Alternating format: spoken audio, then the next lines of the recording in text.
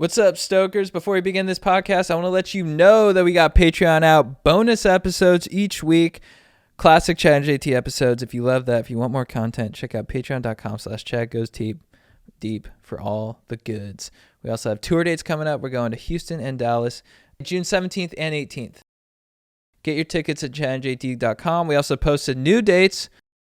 We're coming back east in the fall. What up, Chicago? What up, Nashville? What up, North Carolina? What up, South Carolina? And more dates coming soon. New York City, we're coming for you, baby. Check out tickets at chadandjt.com. We're also brought to you by Athletic Greens. What up, dudes?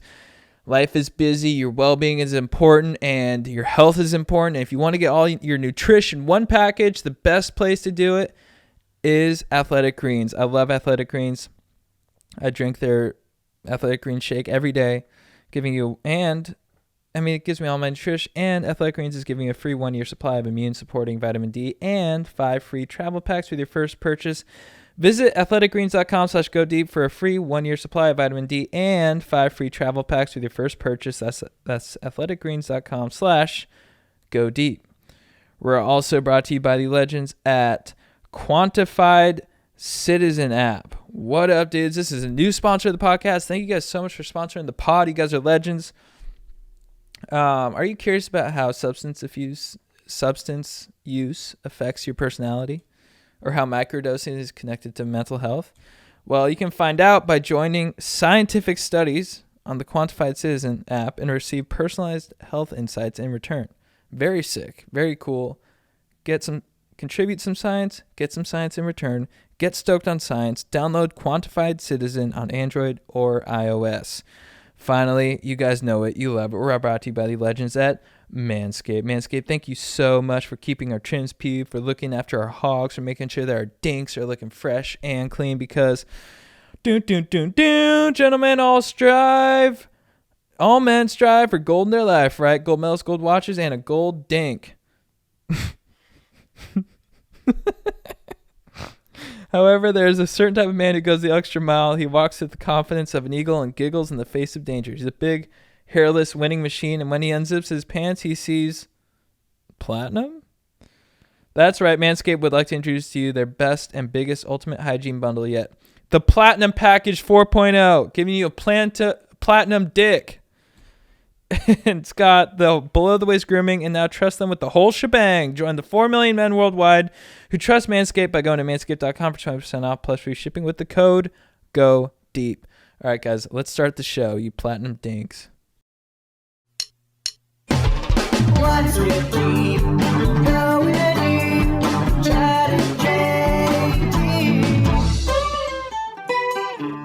They say like 10% of the population doesn't like music, but most of them are too embarrassed to admit it. That's hilarious. That's so odd, though. Like, how do you not... Are you just like an Android?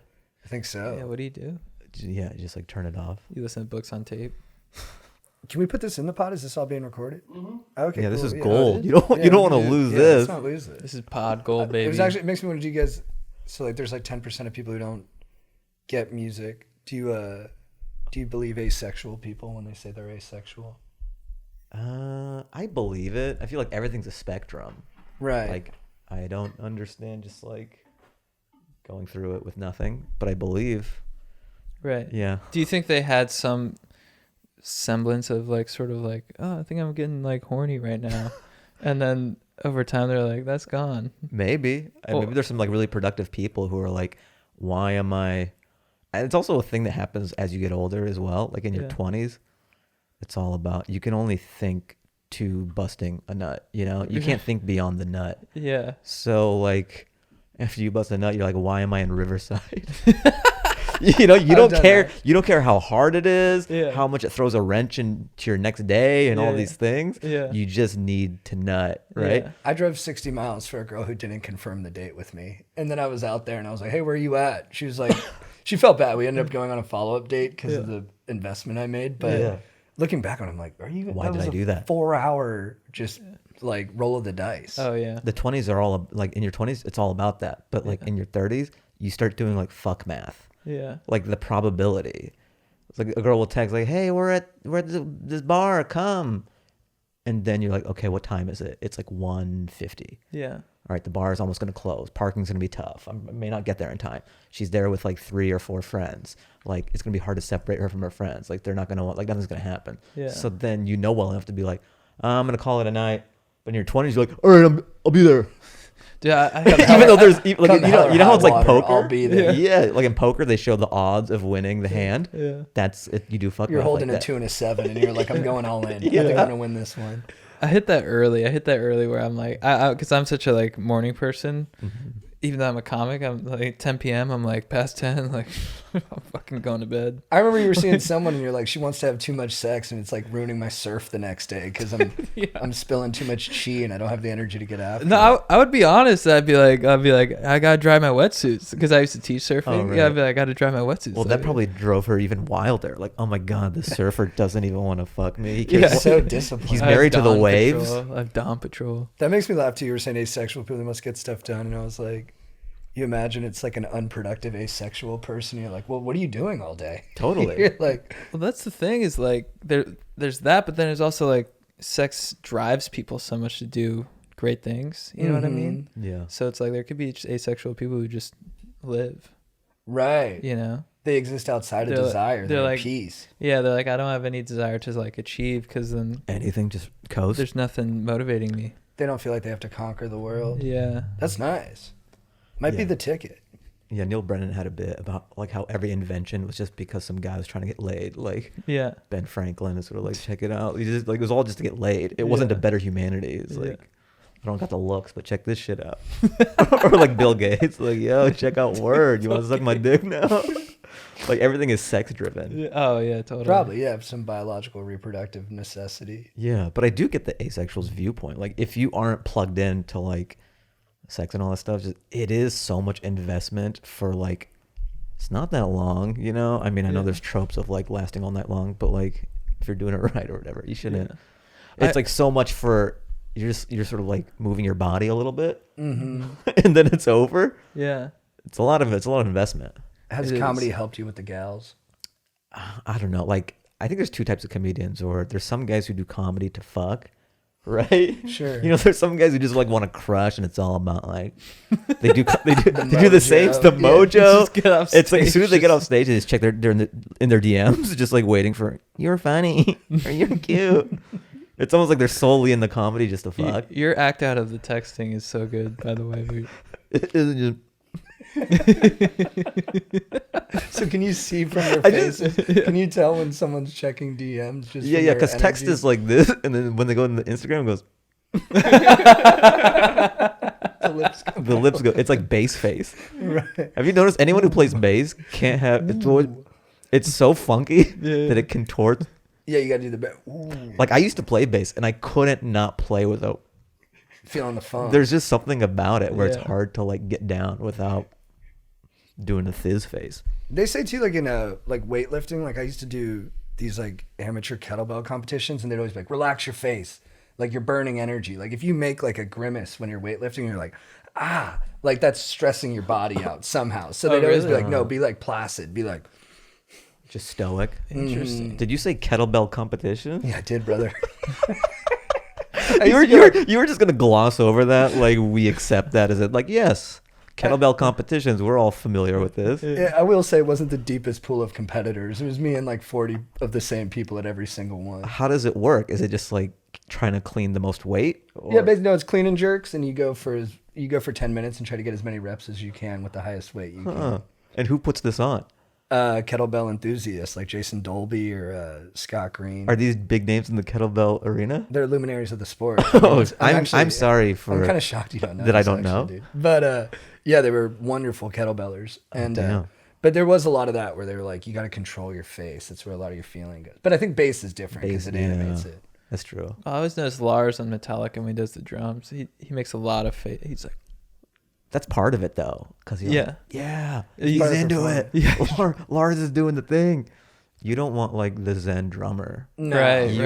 You want to be so overcome with what you're doing. That, You want them to seem like their whole body's an instrument and they're moving with it. Totally. I would say Kings of Leon was like the most popular band in like my they had a run. mid 20s, Yeah. and I probably Oh, saw them yeah. in What's their concert. big one?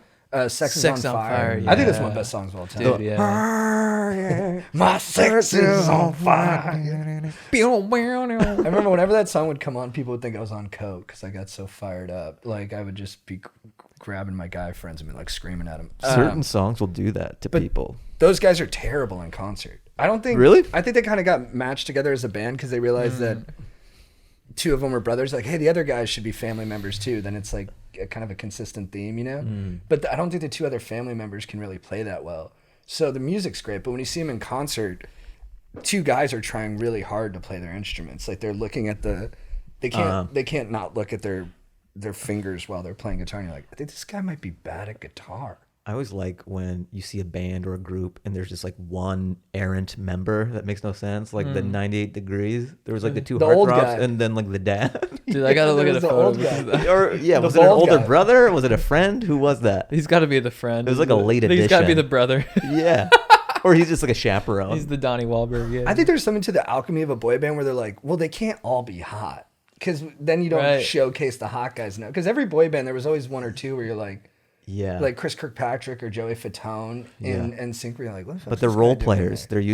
there? They're utility. You also need them so you know what is hot. Exactly. Right. Yeah, Exactly. it's sort of like the coffee beans hot and out cold. of because if they're all heartthrobs, like you need that dynamic, like the cute one. Yeah, it's fun watching them in the background too. Just really sort of focus on the moves. Just There's also a mature. It's like it's just a guy doing his job. Like, it is. But Joey Fatone, it is. I punch in the clock. I go in there and I do my job. I showcase these other guys. Just a blue collar guy. Yeah, It is a sweet gig. I think how quickly you accept your new reality. You know, when you're in the boy band, I'm sure there was a moment when like Lance Bass or Joey Fatone was like talking to their agents, like, "Why aren't I getting the JT treatment? Yeah. Where's my solo album?" Yeah. Because you just you're so close to being the guy Yeah. that you feel entitled to be that. right. And then you're better than him like one day, and then you're like, it's the confirmation you needed. You're I'm like, learning the steps way before JT. Like, it takes him. I don't like give me the reins. Just give me one shot. Way before JT. Yeah, look, I mean, we're all waiting for JT to learn the steps. Like, I have it nailed. I'm a better dancer. So You know, at the concert, they just want to come out and like say something after something. By the way, I learned that dance a month faster than JT, just in case any of you were wondering. And the crowd's like, "Boo! Shut The up." wrong step, JT. You messed that I up. want them to try to like become a star, just like one show, just take the mic, and he tried it, and the crowd just wasn't having it. Dude, Joey Treats. Fatone. Yeah. Speaking of dancing, you're a phenomenal Oh dancer. yeah, dude. Where did you learn? Well, I think I'm your good for a moves? comedian. I mean, I don't know. I think if, you're good for a layman.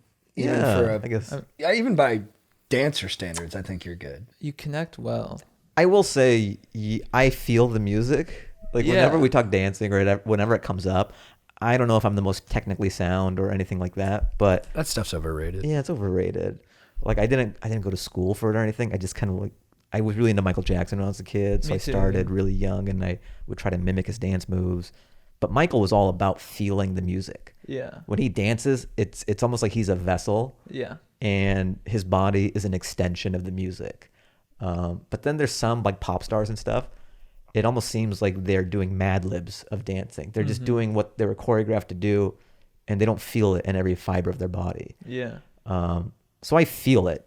Yeah, I'm aware of that too. When I watch people dance, you can see people who are proficient dancers, but sometimes a worse dancer, but who's, really connected. Yes. It's always more powerful because Yeah. you can feel their like life force coming. And through yeah, it. totally. I mean, this sounds like hippy dippy or whatever, I but don't like know. I don't you think so. can you can tell when someone is sort of like it's almost like riding a dance wave or a groove, and they're just in it. Paddle in, baby. Paddle into in. that dance wave. Because I'll catch some dancing stuff on Instagram, and the ones that feel it stand out to me more than the people who are just like technically proficient.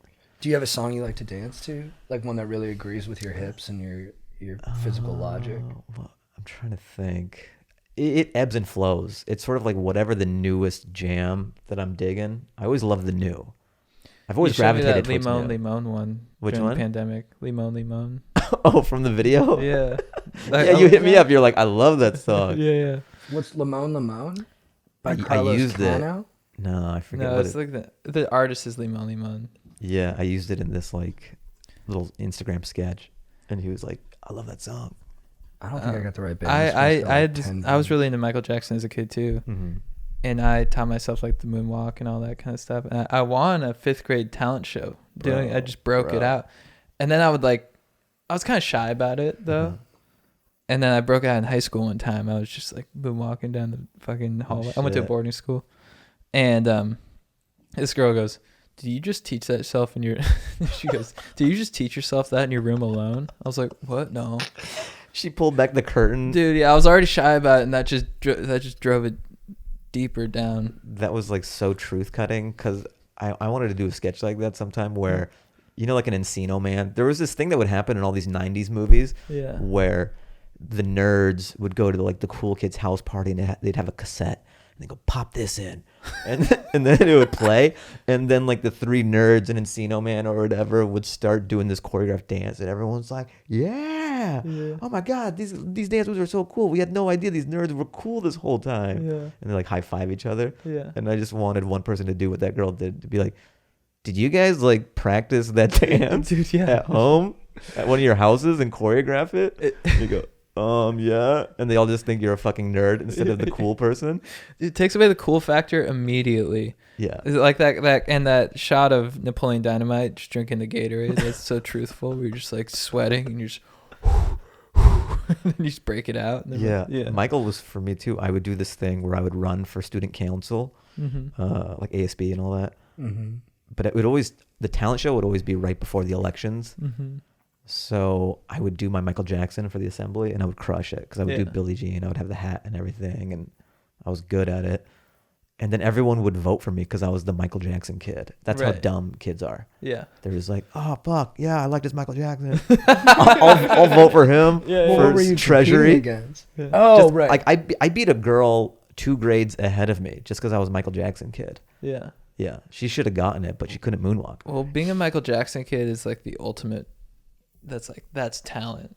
Dude, in I'm school. telling you, it was. If Like you back can in do our what day. he can do, yeah, Do you think kids are still doing Michael Jackson for talent shows, or is it Chris Brown, or that's a good. or no? question. Yeah, you kids, keep kids picking- aren't. Gen you Z is keep- not signing off on Michael Jackson. They'll Yeah, get canceled by the they're student doing body. The Harry Styles like this thing. That's Yeah. way Check it easier. out. Just, Here's a.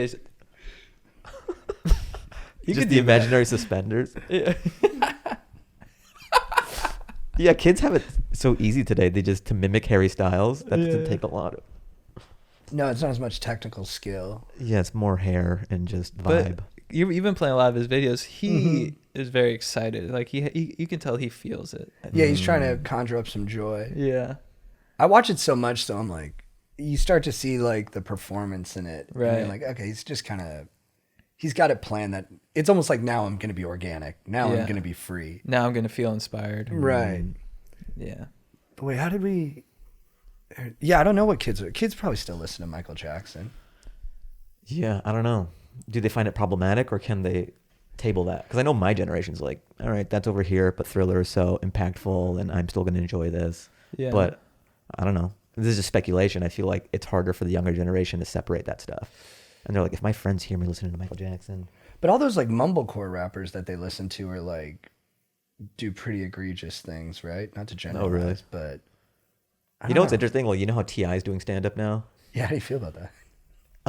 It's interesting. Well, I guess what I love about stand-up is everyone thinks they can do it because on its surface, it seems like you're just holding a microphone. I've made people laugh before. I can go up there and they think that it's like 1 for 1. Mm-hmm. Like, oh, I've made friends and stuff laugh and I can, but making friends laugh in a room full of strangers are 2 very different things. Yeah. So I love when artists who are famous in their own right step into the arena and think that it's going to be, they'll have just as much success or it'll be that much easy because they get parlay, whatever, and then realize that it's a completely different thing Yeah. artistically. Totally. So it's tough. Like T.I.'s having some harder sets it's because he's new to it. Yeah. No matter who you are, it's not like a knock on T.I. It's just like there's a process to it. Yeah. But what I found interesting is because there was some viral videos going around of like what he's saying on stage, and like he has a better chance of being canceled as a comedian as opposed to what you say in rap music. Yeah, of course. It's almost like you can get away with whatever the fuck you want if you have all this trans material or whatever. If you have like a hot beat under it, no one is gonna care. They'd be like, yeah, fuck yeah. Yeah. But if you go, how you guys doing tonight? Tip your wait step, and you say the same shit, your life is over. So all my edgier shit, I'm just gonna have a DJ and I'm just gonna rap my jokes. That's a really good and everyone's idea. gonna be like, That yeah, guy it was does not make it way edgy more at all. palatable. right? It was just so interesting because T.I. was in the news for all his viewpoints and things he's saying when he's Yeah. been doing rap that talks about like problematic stuff, but nobody cares if you can Yeah. vibe to it. Totally. But comedians, for some reason, are just like, It's 'cause you're just straight saying it. it's so interesting, man. You know what it is? Like, I wanted to try it as a bit sometime, but like the POV or what, I mean, the take that I'm trying to have is like, it is a performance. But people, like, if you see someone like get raped in a play or something, Mm-hmm. people understand that it is a production. There's characters, there's costumes, and it's part of whatever is happening in this play. Nobody like cancels the actor or just like, what the fuck are you doing? And it doesn't become this firestorm. But stand up, it's so like meat and potatoes, just kind of like it's so stripped because you're wearing your regular street clothes, you're holding a microphone. No one values it as a performance anymore. Yeah. They think that you're just a guy who got off the bus and these are your views Yeah. wholeheartedly. There's no attempt at a joke. Yeah. They don't view stand up the same way as they do like a Broadway production. So they scrutinize them differently, which is so odd to me. Yeah, there's no like suspension of disbelief. Yes. They take it as you're on the factual hook. opinion. Yes. They don't give you the benefit of the doubt like they will a Broadway production with so I wanted to be like, you see how I'm holding this microphone Yeah. and I'm on this elevated platform?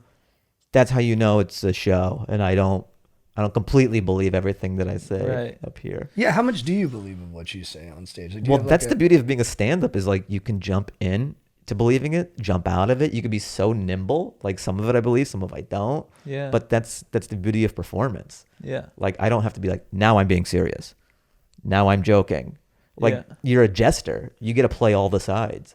Yeah, I guess because it's so the two, like your real life, like who you are in real life and stuff, it just blends so much. Where like Jesselnick though, he like steps into his character where he's very clearly like, I am becoming Jesselnick now. You know what I mean? Yeah. Whereas like that's so like clearly defined. So I think that's a good point.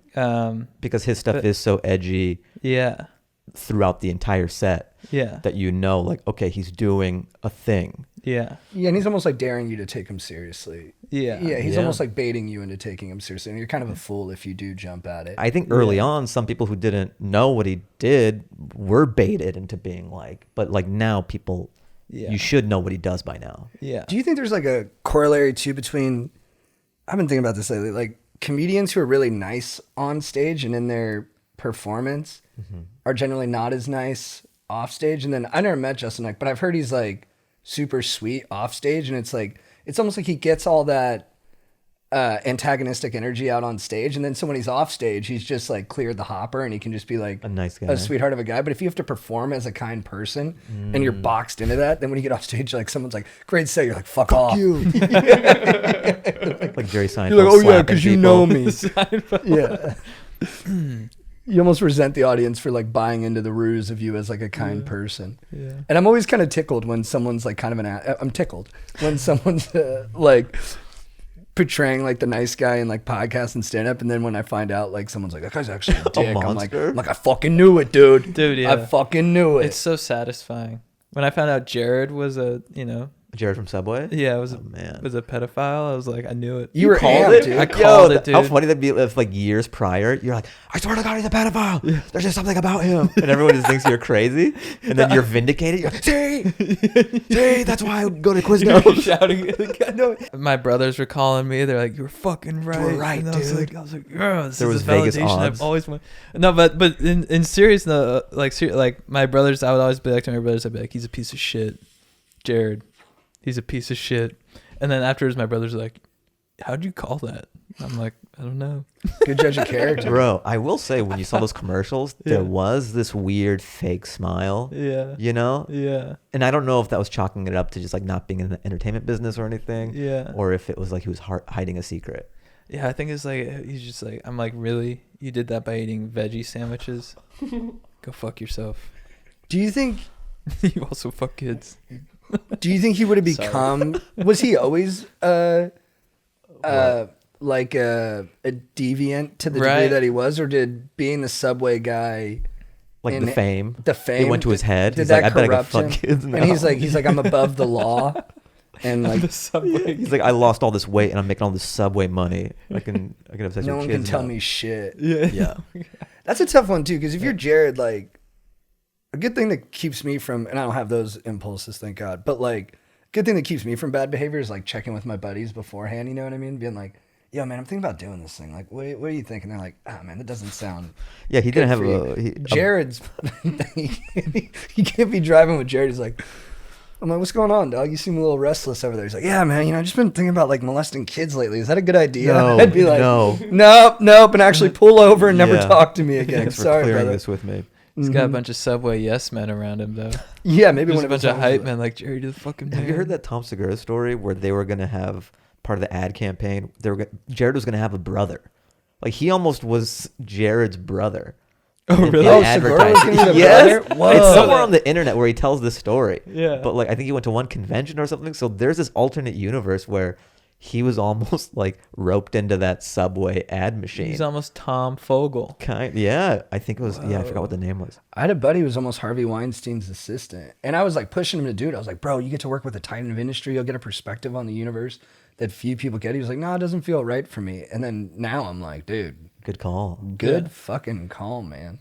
That would have been some dirt you'd never get off of you. It's a weird resume thing. Yeah, it's like Spacey, Weinstein. Just like no, you're like, whoa, this guy knows how to pick them. This guy's got a dog whistle ear for predators. Michael Yeah. Jackson, R. Kelly. The FBI hires him to like find the next one. They're like, who else is doing dirt? You know, you got X-ray vision for this shit. He's like, they all seem like good guys to me. Yeah, That's hilarious. So, dude, you got a special coming out tomorrow? yeah, dude. Where'd you So, record it at? The Comedy Store. Oh, nice. cool. Which Yeah. room? Main room? All of them. So that's kind of the beauty of the special, man. nice. Like my first special I did at a theater. I did it like traditionally, theater, lights and all that at a, nice stage and all.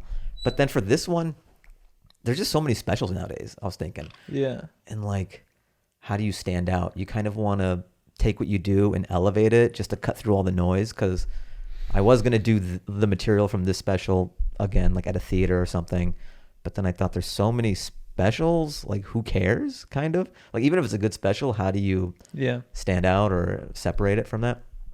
And then I just thought like, I'm a Comedy Store comic. That's kind of rare to have access to that building and be amongst all the great comedians like Jesselnick, Marin, just Bobby. Like every night we go there, we work out. And I thought it'd be cooler to film a special there in all the rooms. Yeah. Because again, the Comedy Store has been used for specials before, but it's always shot in one of the rooms. It'll be in the original room, or it'll be shot in the main room. Or, Chappelle has done his in the belly room. Mm-hmm. And then also they'll dress it up. They'll kind of set dress it, and it's smoky, and it doesn't look like the place does every Right. night. So I always had this idea where I just wanted to show the Comedy Store for what it is and explore the whole space. So not just have one stage. So I come in, I do 15 in the OR, and then I do the main rooms, and you see me go through the back hallways and stuff. So it's a window into a place and like nooks and crannies people don't normally get to see because they only see the stage and specials. Mm-hmm. And then I go up to the belly room and I do a set there. So you get a flavor of the vibe of each of the three rooms. And then it's a regular night of operation. So like Bobby brings me up in the original room. Oh, that's Jesselnick cool. brings me up in the main room. And then Jessica brings me up in the belly room. And like Tim Dillon's hanging there that night. Theo's there. And it's just the comedian It's more hub. representative of like a real night Yeah. at the store. Mm-hmm. So it's a real slice of life of what it's like to be a Comedy Store comic just bouncing around the club. Yeah. How'd you Yeah. come up with that? I think it was just knowing that I'm ready for my next special. How do I elevate it? And it's just something I've noticed about the store where I'm like, no, I can't believe no one has done this yet. Mm. Yeah, it just seemed underutilized. So I just knew I had to do it this way. And then I hit up Peter Shore of the Comedy Store and I just ran it by him. I go, this is what I want to do. I think it would just be really neat and add a layer to this next special I want to do. And he was game. And then I directed it. So Cool. like, I funded it. I did everything on my own. I like how it's outside the system, outside the industry. And I got to make it my way. Mm-hmm. you know, no input from anybody else. I just like a comedian got to do exactly what he wanted to do. That feels consistent too with the story. Like your Lance Can't Stop List videos, which are incredible. But like one of my favorite parts is when you're first coming into the store in the one and you're hopping over the wall and it's you like breezing through the back. Yeah. That really did add so much to it. I mean, it added a lot to the character because I was like, okay, this guy like walks into every room like he's like the main character in like an action story or something like that. But it had that same kind of like, you were kind of giving us a window into how like the store operates a little bit. I didn't really think about that, but yeah, it is kind of analogous because even something as simple as the opening of that Lance documentary that I did, it is a piece of the store that people they're not privy to. Nobody gets to go to the back bar. They get loaded into the showroom and they see the show. But in that Lance intro, I go through the hallway, I go through the saloon doors, get a bottle of water from behind the bar. So it's like, oh, cool, I've never seen that before. It's a little Goodfellas-y. Yeah, and there's more of that. There's more of that in this special. Like Tarantino was there as well. Whoa. Is he there a lot? Yeah, he's there a lot, huh? I'm trying to think the last time he was there before I saw him, and that's it. That's in there. Like you see him. That's I'm cool. talking to Tarantino. It's like nuts. He's nice too because everyone always takes photos with him. Like he hung out the whole night. Like he enjoyed the show. Like he was talking to me. He was very complimentary, and I thought he was gonna leave, but he just hung out with us the whole night. He's such a comedy fan. Yeah, because he was talking about before he was famous or anything, he would just come to the comedy store all the time. And he was like, he knew Kinnison before Kinnison got big, you know, because Kinnison was ripping and stuff. Yeah, that's and do you start? So you go and do 3 different sets. Do you start the set in each like, or does it go like into like your like mid set? Kind of that. So like I start the set in the original room. Yeah. And that kind of kicks off the special, but I didn't want to have to start it in every room. Right. That's kind of the part of stand-up that I hate the most. Is just like, hey, how you guys doing? Blah, blah, blah. Just that pitter-patter before you get into the shit. The first 10 seconds are the fucking worst. So I just wanted to do that in one room and then kind of pick up in all the other rooms. Yeah. Like, we get it. Right. I'm not going to be like, how y'all doing tonight in every fucking room. That'd been funny to I'll keep assume that they're in there, doing. Yeah. It's funny too. Like I always come out when we've been doing the road for like the first time this last couple months, and whenever I come out on the mic, I'm always just like, "What's up, dudes? How you doing?" I'm like super low energy, and I know it's not the right way to start my set. You know, like you watch Cat Williams do it. He comes out there, he's like, "What's up, motherfuckers?" And the crowd's like, "Ah!" But I kind of don't like coming out hot because it feels like not real to me. But I know I'm not doing it right. Like as I'm doing it, I'm like, this kind of sucks. There are no rules though, and also it is on brand for you or whatever feels right for you, and you can make it work. And I'm sure the people coming out to the shows know you, so they want you to be you. They don't need you to come out and be like, "What's up, motherfuckers?" Yeah. Like they don't. That would be incongruous with I you. just don't think I'm a high energy guy, but I just don't think I'm like a "What's up, Dallas?" Like, I just don't want to hear you scream. How do you open your sets normally? I'll try to do something immediate in the moment, like something so that they know I'm present, or a quick joke. Just trying to get them quickly, and then I can go into my shit. Do you write? Do you like set aside time to write material every day, or like? Because you're pretty prolific. Every time I see you, you seem to have new material. That's nice. Thanks, man. I don't like sit and write with like an egg timer, but like I do organically. Like I've just like tuned my brain to a point now where I live life and I can recognize something and then I'll jot it down on my phone. Right. So it's all about being able to receive whenever you get the idea and jotting it down, capturing it in enough words as necessary. Yeah. Like not a script, but just it's almost like a stenographer, just enough idea bullet points so that I can recall it when I do a show. Yeah. And then pour over what I want to do for tonight's set. Mm-hmm. So it's just about logging the idea. Yeah. Did you improvise at all in the special? Not really. There was a moment in there where I'm talking about, I think my parents being from Afghanistan. Then some guy, he's like, I'm asking if there's any Middle Eastern or South Asian people, and then there was an improv moment there. So that was kind of fun, just to show the organic nature of the original room and how it's kind of like a conversation instead of just a here it is performance. Mm-hmm. Your parents are from Afghanistan? Yeah. When did they move here? Like late 70s, my dad. Yeah. What brought them over? Just school. Yeah. So my dad came to college. And you're like you studied like engineering, right? Yeah, mechanical engineering. And did you work at like Boeing or something like that? Yeah, I was at Boeing for like 3.5 years in Long Beach. That's how I got out here. Because I was 18 when I started doing stand-up. I knew this is what I wanted to do very early on, but like I still had to go to college because of my parents, and then they would only pay for certain degrees, and like engineering was the lowest. And I wanted to be out in 4 years just so I can come out here. So then I graduated. I just did stand up while going to college. Then I only applied to jobs in SoCal, and then I got a job at Boeing in Long Beach. So then that's how I moved out here. And then I was just commuting to Hollywood and shit. What were you doing at Boeing? Stress analysis on floor beams for the 747-8 freighter and passenger. So you were testing like how much like turbulence they could withstand? Like Kind of. It was more computational. So I mean, it's just like a cubicle. I have 2 monitors, and it's just, all right, here are the load cases.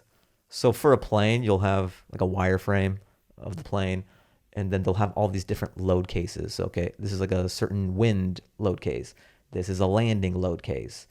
So you run all these load cases through the geometry of the floor beam, and then it just tells you where, okay, you need to beef it up here, or you need a stronger fastener here. And the design team is next door. So you go, hey guys, can we get like a stronger fastener, or can we beef this up? And they'll do it, or they'll push back like, I don't know, my boss is breathing down my neck. We can't make it any thicker, like design wise. Really? Yeah. Interesting. But the stakes are pretty high, right? I guess so. Yeah, but there's what if I'm just realizing that the stakes are high? I have to go. I have way too economical there. Hey Terry, it's Fahim. I got to follow up on something. How'd those planes turn out? I was way too blasé when I was there for 3.5 years. I guess the stakes were very high. Those things are in the sky. Did you find much pleasure in the work? It was all right. I mean, it's not, it's a desk job. There are worse things, but it's not what you want to do ultimately. It was a great stepping stone and means to an end, but I just knew that's not what I wanted for the entirety of my life. When you're in airplanes flying, are you sort of able to like log, or you're like sort of like if you get hit some turbulence, you're like, oh, that's the fucking. This is what's happening. That's the rear I just flap. describe it to everybody. Like, hey, everybody, be calm. I worked on these floor beams. We should be good. The wing rips off. I go, that's not my department. Now you're on planes. You're like, guys, I was way too blasé. So if this comes down, Yeah, this could go sideways. I'd like to apologize. Just if anything happens, I helped design this, and I really fucked. I'll tell it some up. jokes on the way down.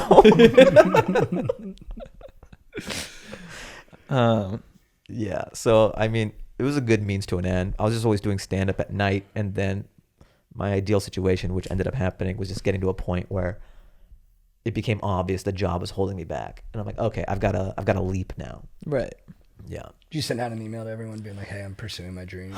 No, man, I was low key about it. I've always been that way with stand up. Like, I never told people that I did it. There were like 2 separate worlds to me.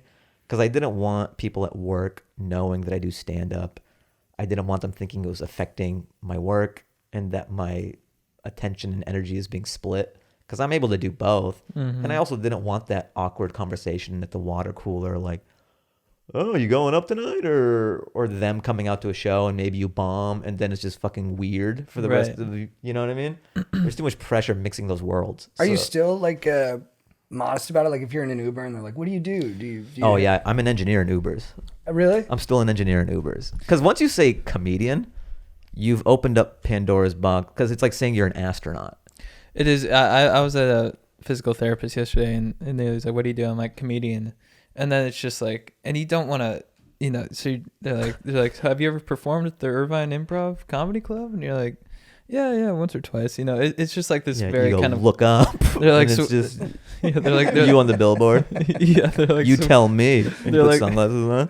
they're like, so what do you really do, kind of thing? And I'm like, Whoa, oh, dude, Siri's going Does Siri wanna rogue, know? dude. She's trying to get on She this wants to get some pod. tickets. I have Yeah. such a proclivity for sharing. I'll always be like, I'm a stand-up there. Have you done Irvine? I'm like, yeah, here's a video from the last time. Oh, you will? Yeah. He's like, sir, I have to keep my eyes on the road. No, just really quick. The Yeah. punchline is I'm like, yeah, this joke worked really well. I think I'm going to tweak the ending a little bit though. But yeah, Yeah. watch it, dude. yeah, can you like it? I'm starting to do reels. If you could like it, that'd be good. Yeah, what will never happen in an Uber is they go, oh, what do you do for work? You go, stand-up comedian. And they go, Yeah, like, I would give that guy like $100 tip. yeah. If you say stand-up comedian and he just nods his head Just and rolls says with nothing it. for the rest of the ride, Yeah. that would be an insane Uber power move. Like, Yeah. I don't give a fuck about this crazy lifestyle you have. Yeah. Yeah, Comedian? God bless that guy. Whatever, I'm driving, dog. Yeah. I'm present. Yeah, it is an interesting. It always is kind of like a little uncomfortable. For me, at least. I don't know. I don't really like. There's a weird. I don't know if I like talking about it too much. With Yes, people. same. Yeah. Yeah. I remember one time I went to my high school reunion, and then I wasn't as successful. I mean, I was fine. But the question that I always hate, because you would tell people you do stand-up comedy, and then they'd be like, "Oh, that's great, that's great." But it just sounds like such a delusional occupation or whatever. Yeah. So they'd be like, "Oh, wow, yeah, that's great, that's great." And you're making enough to survive? People ask That's me, what the guys like literally said. Like not knowing like how rude that is. Like Yeah. not make a living, survive. Yeah. Like the best I can do is survive. You can Like afford eat out of ramen, right? dumpsters. Yeah. Like, I'm in a co-op. I'm living with 6 other guys and I eat out of the dumpster, but I'm living my dream. Yeah. I'm surviving. Yeah, there's like a weird place to reach where it's like you don't want to act like you're like, a complete failure or whatever, but you also don't want to like I'm the shit. be like, well, have you seen that viral clip? You know what I mean? It's like this happy medium, I think, where it's like, but it's hard to, I don't know. Really Yes, know I know how what to you reach that mean. naturally. Whenever somebody says like, how are you, in this town especially, because Yeah. they'd be like, how are you? How are things? Yeah. It's very hard to answer in a way that doesn't slant like I'm almost homeless or I'm an asshole. Yes. Mhm. Yeah. Yeah. You just got to honor both truths. And when it's not going well, be like, I'm struggling. Then when you are crushing it, you're like, I'm literally on top of the world. Yeah. I'm literally probably destined to be the greatest that ever lived. Thanks for asking. Yeah, I gotta do that more often. I'm a homeless asshole. Well, this guy's both. Yeah. He's like the Blade. Were the people at the tenure, were they surprised that you were a comedian, or did they kind of see that for you? Probably surprised because like I'm not like I'll be funny and shit with people that I know well. Like once I've warmed up to you, Yeah. like, I could be me. But I very much value a conversation more so than zoiks. Sure. Just bouncing off the walls and Yeah. shit. So in a work setting, I don't know if it'd be completely apparent like, oh, that guy's definitely a stand-up. Mm-hmm. But people who knew me very well, it probably made more sense. Yeah. Because I could turn on business professional and be, It's a good skill to have. yeah. Because a lot of comedians don't have that. Like, Yeah. especially when you're like at the open mics, you're like, I don't think this person can survive in like the regular world. Yeah. Like they come in and they're just like, Just everything's a prompt. Just yeah. They're like, they got this like, fork. they're pulling out like dicks out of a bag and stuff like that. And you're like, whoa. Like This guy's really going you for it. travel with that shit. Yeah. And then, I can't see you not doing that at work. Like, Yeah, it's interesting. I think I came, because my parents, they're Afghan and there's more value in being, there's a way you're supposed to act. You're supposed to represent the family. There's an order, and there's a way of doing things and presenting yourself. And so I'm very familiar with that mode. Yeah. And it's only been, the later half of my career where you are kind of embracing the artist more and be like, oh, I don't like that's there, but you can also let yourself be the other thing. Mm-hmm. Yeah. You're letting yourself be more eccentric, you mean? Yeah, I suppose so. But I mean, I'm more time and place, It's not like I want to be bouncing off the walls and shit. I just kind of like know when and where I want to do it. Like the stage, obviously. For Yeah. sure. Do you find it helps you if you are a bit more chaotic in your personal life, that it adds to the... No, I'm just so measured, man. I'm so logical and I love control. Mm-hmm. This may be an asset or a detriment, but that's just kind of my baseline. That's why weed is tough for me. Alcohol I could do because it'll like loosen the leash on my brain, Yeah. but it's still on a leash. Yeah. Weed, it's like I'm on Tangent City and I'm going through spirals and stuff, and it's just Oh, it sounds exciting. I don't like it though. Yeah, No, it's too much. yeah, it's too much Sure.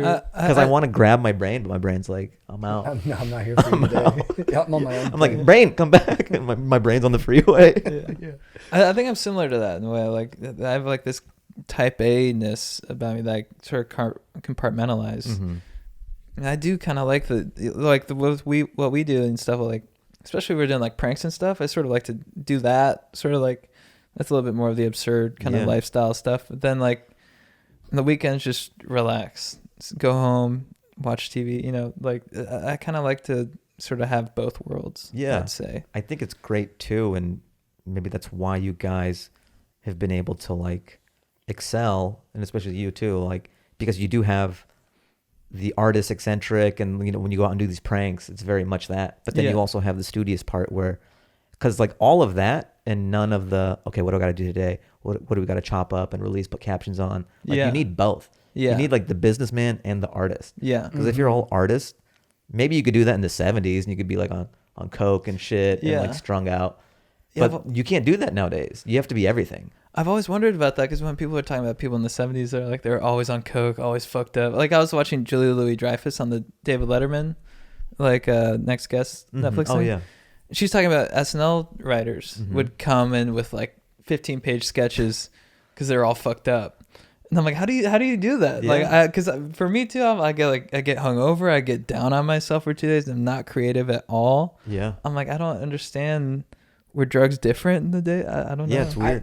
I think what the thing that people, I think, misunderstand about it is that when I first got into stand-up, I'm more of like a chaotic person and like, you know, can be prone to being like even more eccentric off stage than I am on it. But I think when you first get into stand-up, you're like, okay, well, Carlin was always fucked up. Pryor was always fucked up. Yeah. Like, okay, well, these guys are geniuses. All right. Yeah. So they had enough talent where people would bet on them and help curb their behavior to get them on the stage. Right. But I think for every one of those guys, there's like a million dudes and ladies who are like dead who try to do it that way. And Yeah. it just doesn't work. It's Yeah. just like, those were the ones who, for whatever reason, could make it through that lifestyle and still produce. Right. But it's like, I don't think it's a smart gamble because for the most part, that shit just gets in the way and fucks you up. Yeah, and also it's what you're saying. It's like it's more entrepreneurial these days. Where it's like in those days it was sort of like, okay, go to this venue, do stand up there. You can be fucked up, but now it's sort of like you gotta post shit. You gotta be your own producer and promoter kind of thing. You're everything. Yeah. Yeah. I'm like back in the day, you were able to do that and there was a romance to that. Everyone was doing it and it was acceptable. But now there's too many talented sober people. Yeah. It's way more saturated. So if you're like fucked up and like no one has time for that. It doesn't Yeah. look good. It's Yeah. kind of off-putting. Well, when you there's see it. so many. There's a line of people who are just as talented or more talented who aren't fucked up. So they'd be like, "Hey, you're holding up production." Yeah. Whereas in the 70s or 80s, they'd be like, "That's all they had." Maybe, I don't think there was. They you didn't know what have I mean? other options. There wasn't. Yeah. It Right. wasn't as huge. There was as like it Jay is. Leno and that was it. I mean, yeah, maybe these are. I'm like parsing it, but it feels that way. Right. No, That I think makes that's sense. true. It does seem like all the icons of those eras were like destructive personalities. Like we mentioned Kinnison and then like Carlin and Pryor. Well, I guess Seinfeld also is a very controlled person. He's more on the other side of the spectrum. But look at his productivity. It's been incredible. True. I want to see like a Seinfeld biopic, and He's been doing it sheds a blowing light. Yeah, Oxy yeah, the yeah. whole time. Yeah. He's just hiding it really well. That'd be unbelievable. I'd have more respect for him if I saw that. Yeah. Like, you were on Oxy the whole time? Yeah. Like, man, you look great. Just a picture of him with coke. He's just like, Just a little bit. That would be cool too that he kept it a secret. I feel like everyone shares everything so much. Like I'd almost have more respect for him to be able to compartmentalize. He's like, yeah, I did coke the whole time. Yeah. I just didn't feel like talking about Like a it. posthumous book where he tells everything. dude, yeah, that'd be a It's cool. like my secret. That'd be a cool rumor. Like, you know, Seinfeld's a huge cokehead, right? You're like, what? Yeah, he Yeah. wouldn't let that out. Yeah. Yeah, tomorrow it comes out. Well, on You like how I point it back to the special? I'm like, yeah, crazy Someone guys. had to Crazy say how something. the special comes out tomorrow. You guys, you nailed it on the head. Are you nervous? Do you have like Not really. expectations and stuff? No, I'm pretty zen about it. I just created the thing that I wanted to create, and I have no control over. I like controlling all that I can control, and now it's not up to me. Like I'm closing the loop, kind of. I'm trying to juice as much as I can out of it. So that's why I'm doing, calling all, the favors, all my friends who do the podcast rounds, like doing that, and then like Rogan Monday. So that, and then just see how it does, like I'm happy with it, and I think it's different, and I think it's a good representation of what I am, what I do, and yeah, I'm really happy with the special. I think it's different and it's good. Do you have like a distilled line of what you do, like an elevator pitch of what it is you do? What it is I do. I don't know if it's the exact line, but I think the big thing is like post-racial. It's the space I wanted to get it popular because sometimes people see a name like Fahim Anwar. I'm speaking about the industry and everything.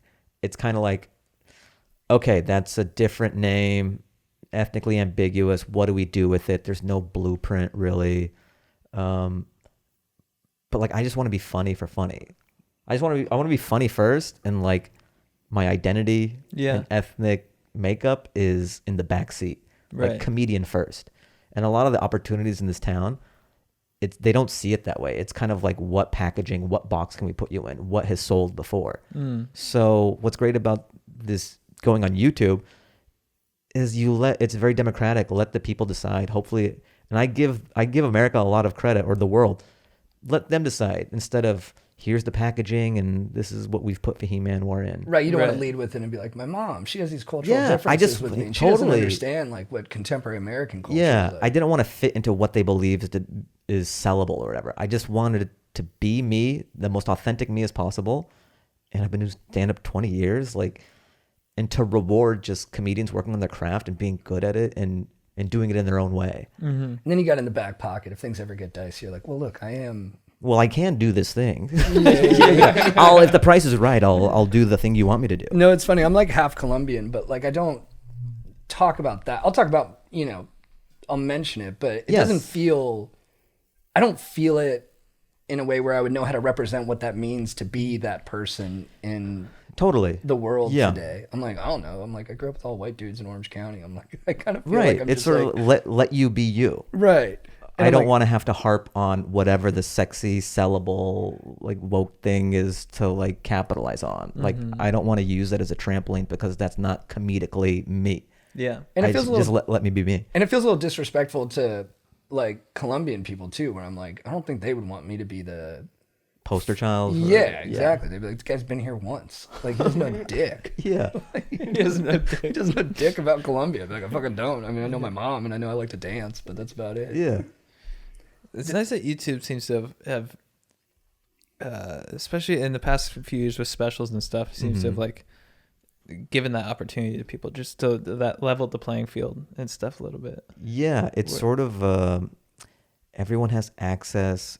It's letting the people decide, because there's a lot of YouTube specials that are coming out now where there's really funny stand-ups, and Netflix is kind of a cool kids club, and they have their own tastes and agendas and all that. Yeah. And they're only picking from this very small pool of archetypes of comedians, like super famous or like super alty and niche or whatever. Yeah. But there's some crushers and killers who aren't getting looks from these large, what were the traditional outlets for stand-up. Yeah. And what's great about YouTube is it's shedding a light on like, oh, these guys are just straight up funny, and there was some like fuckery going on over here. Yeah. Where they're just being like cool kid table. Yeah. Like Giannis Papas' special is like great.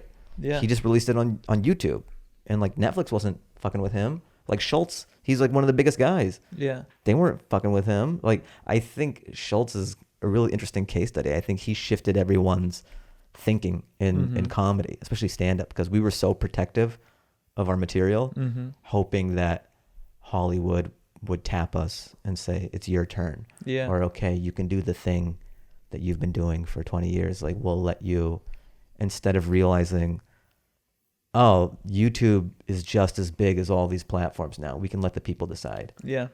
Yeah, and it builds so much for you. I have so much like added respect for like Schultz or like Shane Gillis, because they like, especially with Gillis, because he had the opportunity and he didn't apologize in the way the establishment wanted him to. I even kind of agreed with the establishment a little bit on that, but he was like, no, I'm just going to do my own thing. And now like when I see his work, I'm just like, fuck, man, this guy just like, he took his own route and he's making all this amazing shit. And it's all just because he decided he could do it. There's no one said, hey, you're the man. He was just like, no, I'm just going to give you what I got. It was kind of best case scenario. Like, he came out, I think, way better than had he gotten on the show. For sure. Yeah.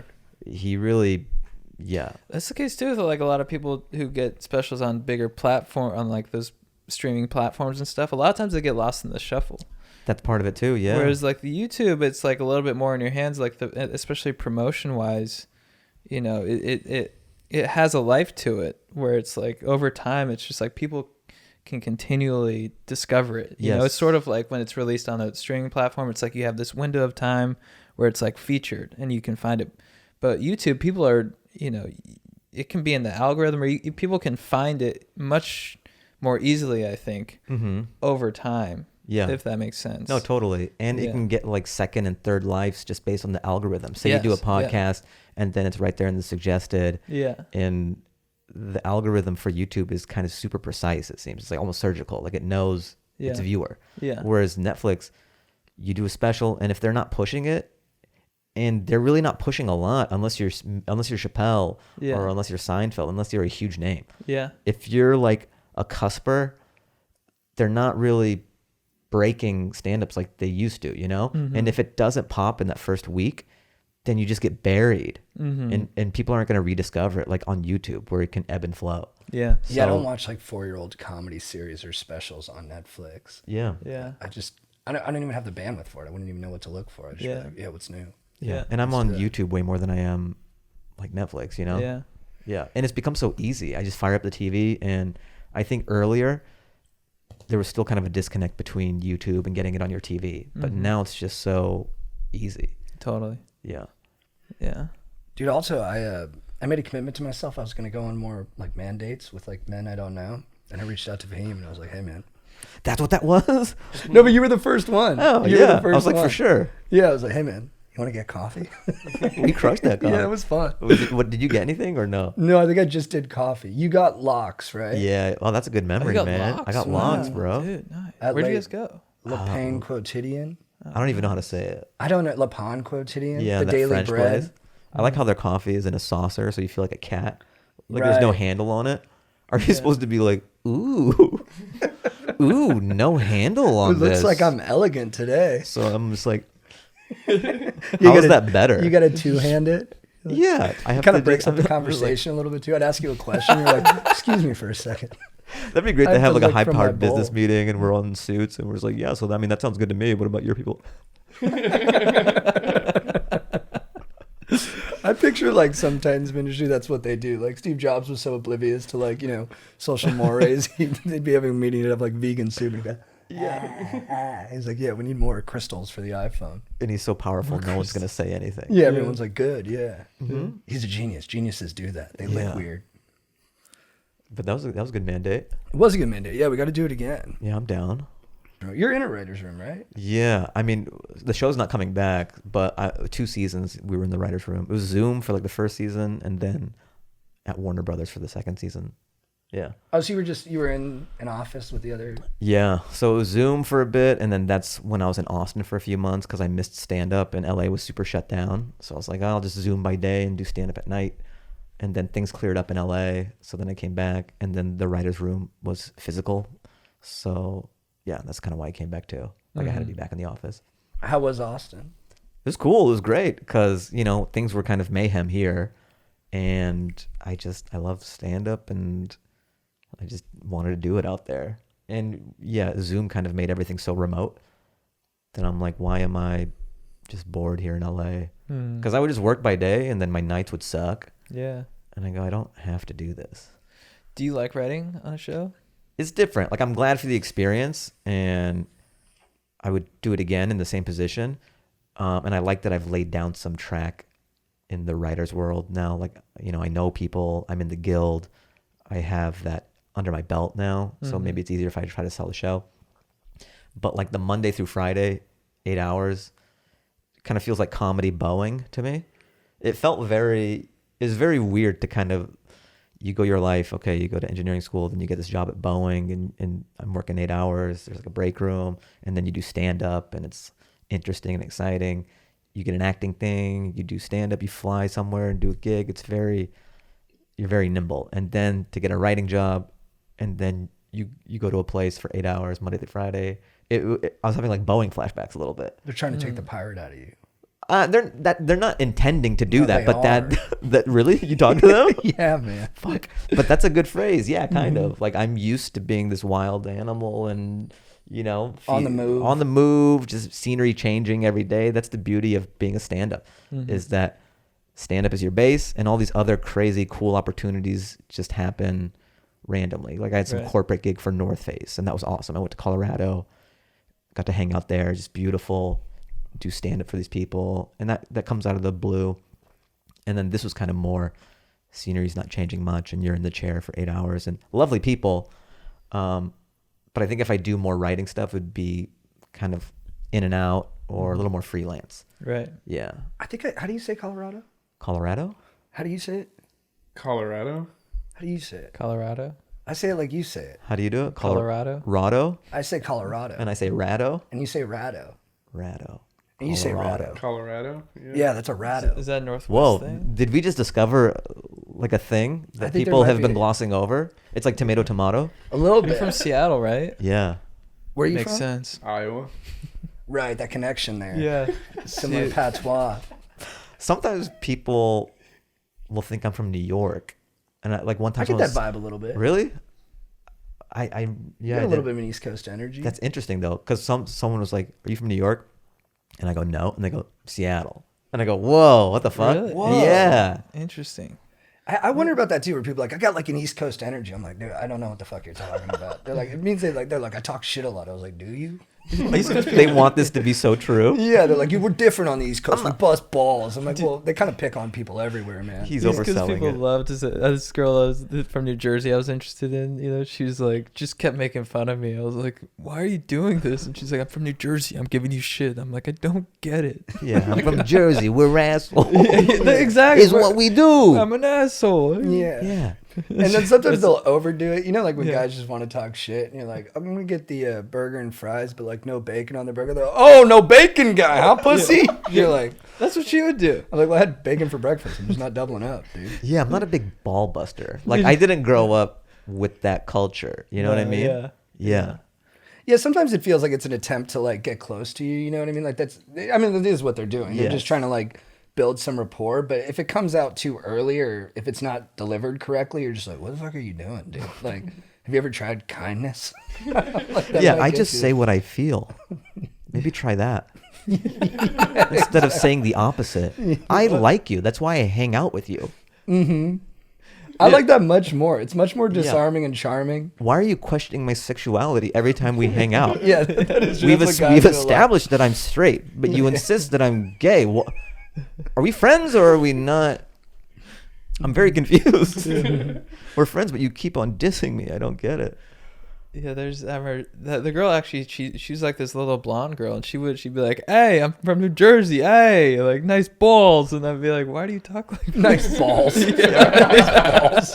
That just makes me think you're butt naked when she's talking. I was. Yeah. Nice balls. You got a little dick. Yeah, and you I'm got to like, be intimate. Yeah. why are you You talking gonna like fuck this? me with that little thing, Yeah. you pussy? You're Yeah, like, what? From New Yeah, Jersey. I don't like this hey. dirty talk. Yeah. This isn't helping. So that was confusing.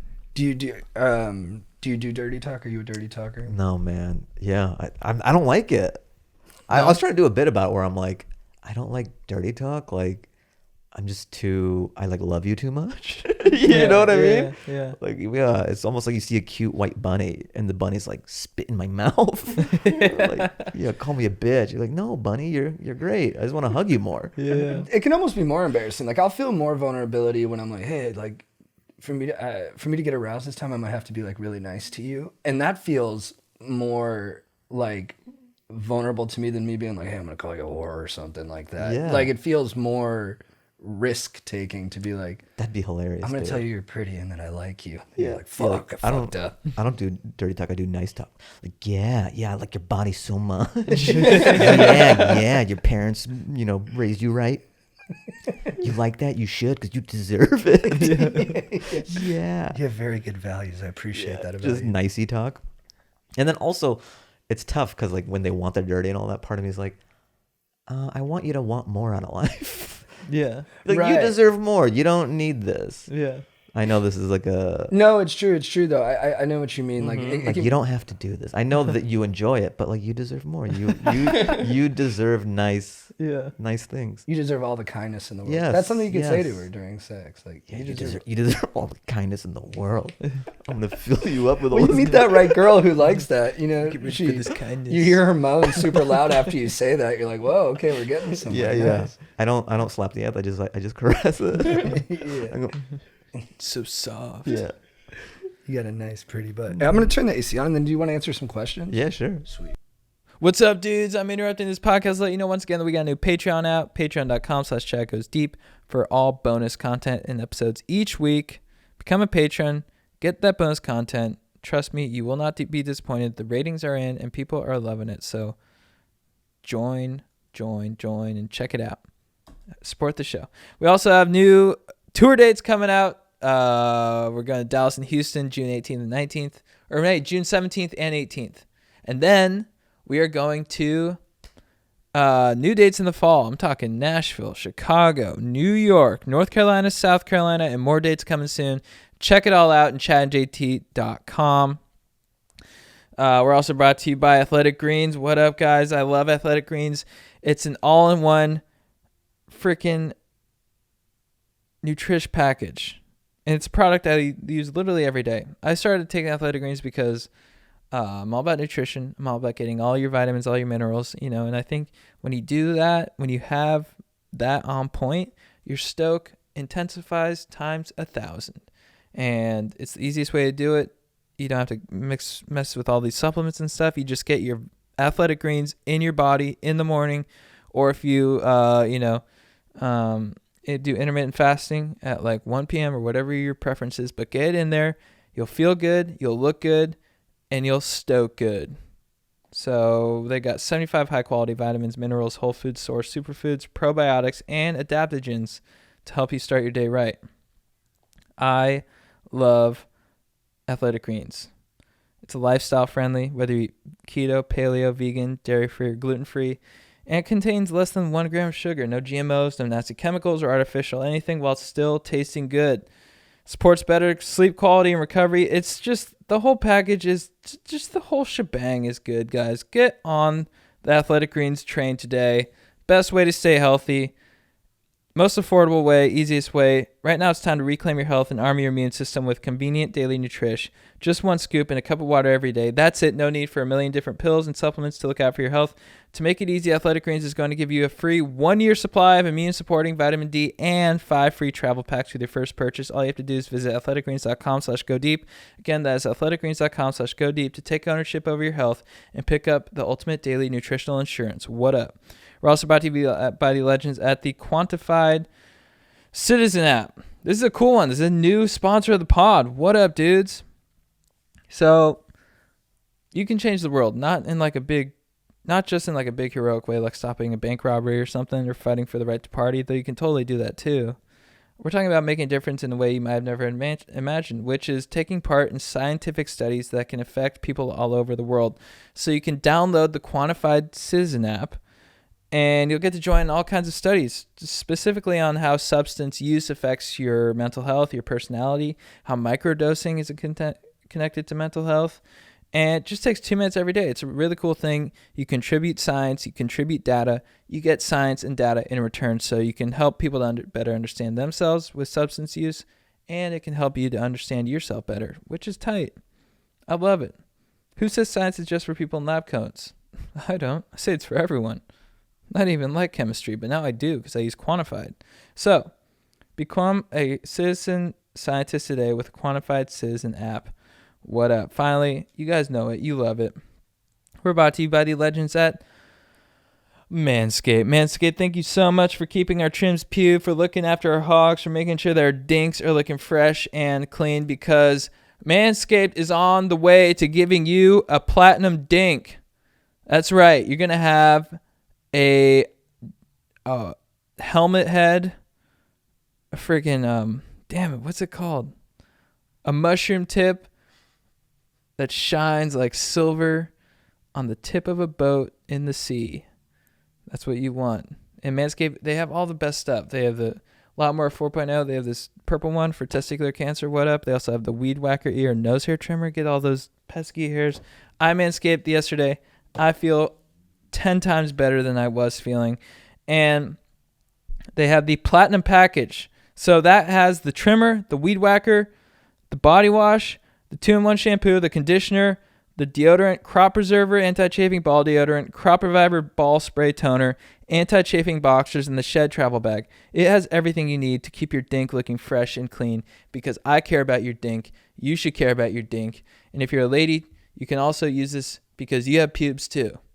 So guys, the platinum package, if you're trying to start your Manscaped journey right, is the place to start. Get 20% off and free shipping with the code GODEEP at manscaped.com. That's 20% off plus free shipping at manscaped.com. Use code GODEEP. It's time you enjoyed the finer things in life and get yourself a platinum package for your platinum dink. All right, let's get back to the show. I think one of the first bits I saw you do live, which you had me crying laughing, was like the wheelchair one. Oh, the Stephen Hawking one, or what do you mean? Was it Stephen Hawking? Oh, was it the Jordans This one? was probably around like 2015, 2016. Was it the Air Jordans one? I remember you did one about the away jersey. Oh joke. yeah. But then there's one where I think you're doing like Stephen Hawking. Oh wait, cheating on when he was cheating. Yeah. When he walked out on his wife or whatever. Or He left his wife. But because your act outs are so good, where you're like acting out the like how long it took to like type it out. Yeah, what was it? It was like, I didn't know that he like left his wife, and I'm like, that's pretty baller. Yeah. To be confined to a wheelchair, unable to talk, and still think to yourself, I can do better. and I go, how did that? I go, hey, can you set up the ramp so I can leave you? And then I go, like, how did that fight even go down? You know, because he has to type. Like, she's like, what, you're just gonna leave me? Like, that's what it is? And she had to wait forever. Like, and I just do that for like a minute. And I go for as long as the crowd is laughing. Yeah. So if they're like still laughing, I'm still like, Right. and then the very last button I go, and then it goes, you win some, you lose some. Then he just leaves. Oh, and there's another one, but we can go to the questions. But yeah, man, it's so funny. Thanks. No, man. go, baby. There's one about I think there's another wheelchair bit. Why is that my You're kind of the muse? king of it, Like, dude. You're kind of the king. I'm the king of the wheelchair material. For some reason, I honestly do like these bits just come to me. It's unfortunate. Like I had one of them where, fuck, I go like, what if you were like in a wheelchair, you know, and you died and you got up to heaven and you were still in a wheelchair? That's Like, wouldn't you be hilarious. pissed? Like, motherfuck. And God's like, what is it, my child? Are you not happy we have like rivers of milk and honey and everything you could ever want? He's like, yeah, I don't know. I was just thinking up here that I would be able to walk. And he's like, I know what you mean. The spine's a tricky thing. He's like, but you know, it's very wheelchair accessible. And then you can take the elevator down to Right, they street have all level. the accommodations. Yeah, all the everything you could ever want, but like still in a wheelchair. You'd be so mad. And then the act out of like the fuckboy texting, which is Oh yeah, that was like how people just don't pay attention in Ubers. Like I could just pick someone up. that's right. Yeah, Because like, yeah. remember at the beginning of Uber, like people wouldn't even check their cars. They would just get into. Yeah. Early on, people would just hop into any car and think it was their Uber. Yeah. And I was saying like, I could just go to a bar or nightclub around 2 a.m. Someone will get in my car, Yeah. and I could just drive to the woods and murder this guy. Yeah. Like he would just be in his phone the whole time. and then like after 40 minutes, he would just like look up and realize he's in the forest. And he'd be like, "This isn't my house." Yo, what up, Chad and JT, and any esteemed guest of the pod? Also, shout out to Chad for the role in Barry. Yeah, Chad's gonna be in Barry this week. He was the whole sneak peek. Yeah. Oh fuck. He was the whole nice. sneak peek for the episode. Yeah. It's pretty awesome. I don't really have a story, but I'm regretting some things I've done in the past. I just want to know if you guys have regretted anything in the past, and how do you deal with it? Thanks, boys. It's very specific and broad at the So same time. is it how do you get over regret over things you did in the past? Mm-hmm. I've got a take. Go. Know that you can't change the past, but you can learn from it. And the fact that you feel a different way about what you did in the past is growth. So that is still useful. You can't change what you did, but your mind is shifted and your perspective is shifted. So yeah, you can give yourself a break because that is a win in itself. For sure.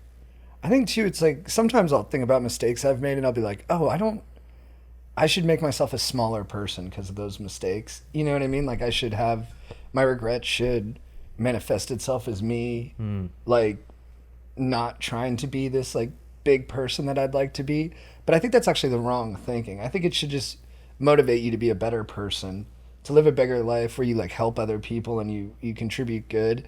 And so if anything, it should be fuel to be a better person because that's a better way to to learn from it and to, in a sense, make up for it is by actually being the best you that you can be.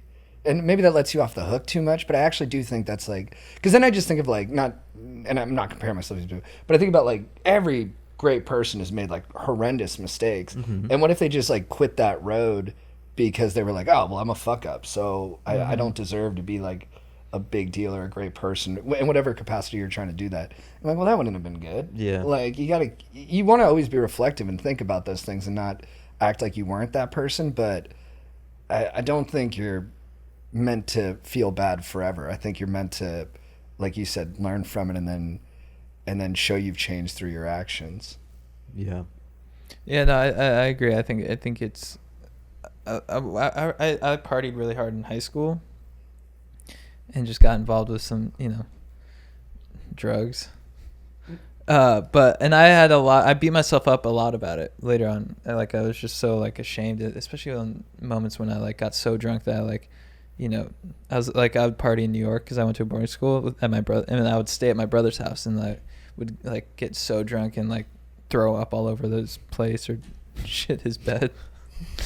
For real though. And I would just feel so ashamed of that. But then I sort of like, now I'm able to look at it as sort of like, well, I'm glad I went through those experiences because now I have a more mature view of how I party. Yeah. Or like my lack of partying in that respect. Yeah, and you got to know make what I mean? mistakes. Yeah. Like it'd be weird if you went through life and didn't have anything you regretted. Yeah. Like Yeah. you shitting the bed. You needed to do that You to needed not to- shit the bed. Exactly. Yeah, exactly. Because Yeah. you'd still be shitting the bed wouldn't if be you had you. zero growth. You Yeah. wouldn't be you today. You wouldn't be on Barry this week had you not dookied your brother's bed. Had I not ruined his wife's grandma's quilt. You got to learn, brother. Yeah. That was a tough moment. It was really. He was like, she was inconsolable. I was like, oh fuck. People like to, dude. My friend had a funny story where like, and I get it more now. It's kind of tangential to what we're talking about, but I was like, man, you seem like really into your girlfriend. And my friend was like kind of a wild man. He was like, yeah, she's a good girl. I was like, how do you know she's? I'm like, well, not that I didn't believe him, but I was like, what do you mean? He's like, and he used to party super hard. He's like, dude, I got drunk and I fucking pissed the bed. And I woke up at 3 a.m. and she was changing the sheets and she never mentioned it in the morning. And I was like, oh yeah, she really accepted you for who you are. That's like cool. she knew you were a wild man who sometimes, your bladder, you lost it, and that's Yeah. okay. That's kind of nice. And she knows that he feels bad and doesn't have to like put his face in the shit, Yeah. Mhm. It's a keeper. It's That's nice. great. So whatever you did, dude, as long as it's not too, if it's not like too grisly, Yeah. keep it moving. I would say learn and forgive yourself. Yeah, because even like, do you think like Danny Trejo, didn't he like? I forget, but let's use him as an example. And I'm sorry if I get the details wrong, but he was in jail for a long time for, it might have even have been like armed robbery up to murder. Mm-hmm. But like, he came out of there and he's like, hey, I'm just gonna be like a sick actor in action movies. And then What if I didn't even know he does acting? Like, he just came out and he started making some tacos. yeah, He started you're like- making some sick tacos and donuts. He turned, he's an actor. What? The taco guy acts? Trejo? Trejo? I'm The looking right taco now. Trejo. Huh. Did he get famous from the tacos and they put him in movies? No. This happened before the tacos. What? Huh. What did he go to jail Yeah, for? it says Danny Trejo was dealing drugs at the age of 13. That's not as bad as what I gave him, though.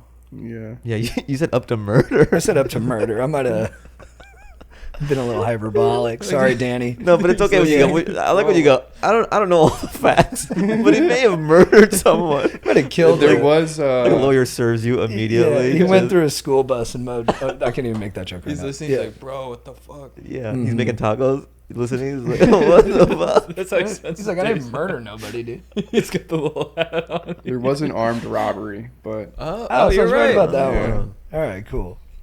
So that's okay. I said the murder thing. I was half right. Yeah, just lump it in there. But yeah, like, do you think can you do something so bad that you should just quit and just the best thing you can do for society is isolate yourself? Probably. I mean, it's got to be a pretty heinous crime, like serial Right. killer or something. I don't know if the advice that we gave applies to serial killers. Like, forgive yourself. Yeah, I would say you that. learned that killing Bob from accounting was a bad thing to do. Yeah, I'd say, dude, as long as you didn't kill nobody, keep it moving, learn from it. If you did kill people, stop listening to the pod, move to the woods, and stay by yourself for as long as you can. Yeah, you should have done a follow-up email like, "What's the thing?" What'd you do, dude? I need more information. Yeah. No judgment, but maybe the judgment is coming. What'd you do? I've gotten worse, but I judge people a lot more than I used. But I think I used to be too tolerant of mistakes. Like, I think in my 20s, you can be like, I killed somebody. I'd be like, hey, man, we all make mistakes. And now I'm like, yeah, I'm not spending time with you anymore. I'm sorry. We gotta. All right, what up, stokers? My mom passed away a couple years ago. Don't let that bring the stoke down. It's cool. And my dad started dating again, like immediately. He found a woman he really likes, and they've been dating for a while now. He wants me to meet her, but I just can't whip up the strength to do it. My brother met her and liked her, but it's still too weird for me. I tried. My dad keeps calling me pussy for not meeting her. Am I being a pussy? Whoa, that took a turn. Yeah, your dad's... Oh, okay. I want him to enjoy his life, but I just don't want to be involved in his relationships at this stage. Caveat, I moved to LA last year, so every time I visit home, it turns into something we constantly fight about. Oh, and also, favorite pod, let's grab a beer or fruit smash sometime, please. I mean, dude, I think that's really understandable. I think your dad mishandled his reaction to a good degree. And I don't think the way to get you on board is by challenging you that way. I would say it would be nice to meet her, but you got to do that on your own time. And if you're not ready, you're not ready. And you have nothing to do with your dad's relationship with that lady. He should feel secure enough in that he can understand where your apprehension comes from. So I would just do you, dog. Yeah, it's tough to say. Because I'm not, in your position, and because I think you're both. I think, I think you guys do what's comfortable for you at this moment. So yeah, I agree with JT. I think it's tough for your dad to react that way. It seems harsh, but I think he's probably processing the whole situation. My dad would say something like that. Yeah, and he would mean well. I think he would just feel he's trying to move on, and and he might feel judged a little bit or something, Yeah. and so he reacts that way by like not having to deal with his own kind of fears about the situation. Yeah. So I think, Fears of judgment. Yeah. What do you think? Like at the end of the day, it's all like love. So whatever's happening in the fight with the dad, it's all rooted in love. Yeah. So I know like in the moment it may seem adversarial and stuff, but I think he wants your approval because he loves you so much. Yeah. Yeah. So your feelings are your feelings, and you got to do whatever you got to do on your own time. But I think, if you put yourself in your dad's shoes a little bit, like if there's a world where you can do just enough to make him happy, it may be hard, just enough to not overextend and over leverage yourself and what you need emotionally, to like give him just enough to be like, okay, like he did coffee with her, but not so much where it feels like you not processing what's going on with your mom or a disservice to her. Like, obviously you don't have to jump in with 2 feet and be like, yeah, she's great, blah, blah, blah. But if there's a happy medium where like sometimes people just react off of what is in front of them rather than what is behind it. And if you guys talk about what's behind it, it's more measured and you understand why, It is crazy. Like, you can do something wrong, and then if you explain why you did that thing wrong, more often than not, people will meet you and give you the benefit of the doubt on it. Yeah. I think the mistake people make is they act wrong, and then they're like, they don't want to revisit. They're like, let's just move on. But if you can just say why, I think more often than not, people can hear that. Yeah. And even if they don't accept your stance, they will understand it more. And that is closer to like peace than not. Also, when my dad and my mom broke up, it's kind of better that they broke up, but my dad started dating a new gal, and it was the origins of it were a little dicey. And then I went out to visit her, and I was really nice to her. So nice to her. And then I was nice to all my dad's like new friends, but I was upset, I was like hurt. And then my dad was kind of an asshole to me on the last day of my visit, and was really he was right about what he was being a hard ass about, but I didn't feel like he was taking into account all the other things that I had kind of tolerated in him. And he really kind of exploded on me, and I ended up kicking his ass. And then he had a great line too, where I like kind of threw him. And I guess he chipped his tooth, and he goes, "Hey, you chipped my tooth," and I go, "You're lucky I didn't knock out all your teeth." And then he said, "You can only knock out my teeth because I pay for your gym membership," which was. Yo, this is like an action movie, and I was reading the script. I'd be like, "This isn't real. Like, no one talks this way. Change this line. Yeah. I love everything else about it, Yeah. but I paid for your gym membership." Is too A to Z. Yeah. That's a room full of 12 writers came up with, "I paid for your gym membership." He's a smart guy. But the overarching point that I'm making through my own self-involved experience is that also if you rush into situations when you're not ready, it'll come out that you're not ready at some point. It might not come out in the managed way that you would want. But I don't think you're going to beat up your dad. But that's what I did. Just know it's on the table. Just know what It's there. But he might have a quick one-liner. He might have a Schwarzenegger 80s. That's like Predator level writing. You son of a bitch. No, even in the moment, I was like, "This is a funny burn." I was like crying and like stomping everywhere, and I was like, "Fuck, that's a good burn, Dad." He sent me a follow-up email too, being like, "Hey, I think you're on steroids." I was like, "Yeah, way to make excuses, dude." Hilarious. Like he can't give you the win. No, he was Like that's the vial. Yeah. He's like, "I think you're on steroids." I was like, "Yeah, maybe you're just not very strong, dude." You just motherfucker. What's up, purveyors of pleasure? This is a long one. Sometimes we get long That's all questions. So good. you gotta hang in the pocket. I write in for advice on a sitch with a good lady friend. I'd like to remain anonymous as some pals also enjoy your Stoke providing pod. For context, I'm 23 and I've been grinding work and gym since I left college. This gal and I have been close for years now, but with a playfully flirtatious twist. We'd share the occasional innocent peck here and there, and even share my bed from time to time when she would come hang with me and my roommates. The bed sharing was innocent, with no touching or cuddling whatsoever, due to the fact that she has a boyfriend, who I've met numerous times. However, a few months back, this gal and I got super hammered at our friend's birthday party at a nightclub. There was a bit of grinding at the club, and when we returned to my place with the group, we shared a not-so-innocent kiss. Initiated by me, but Reciprocated? Thank you so much, man.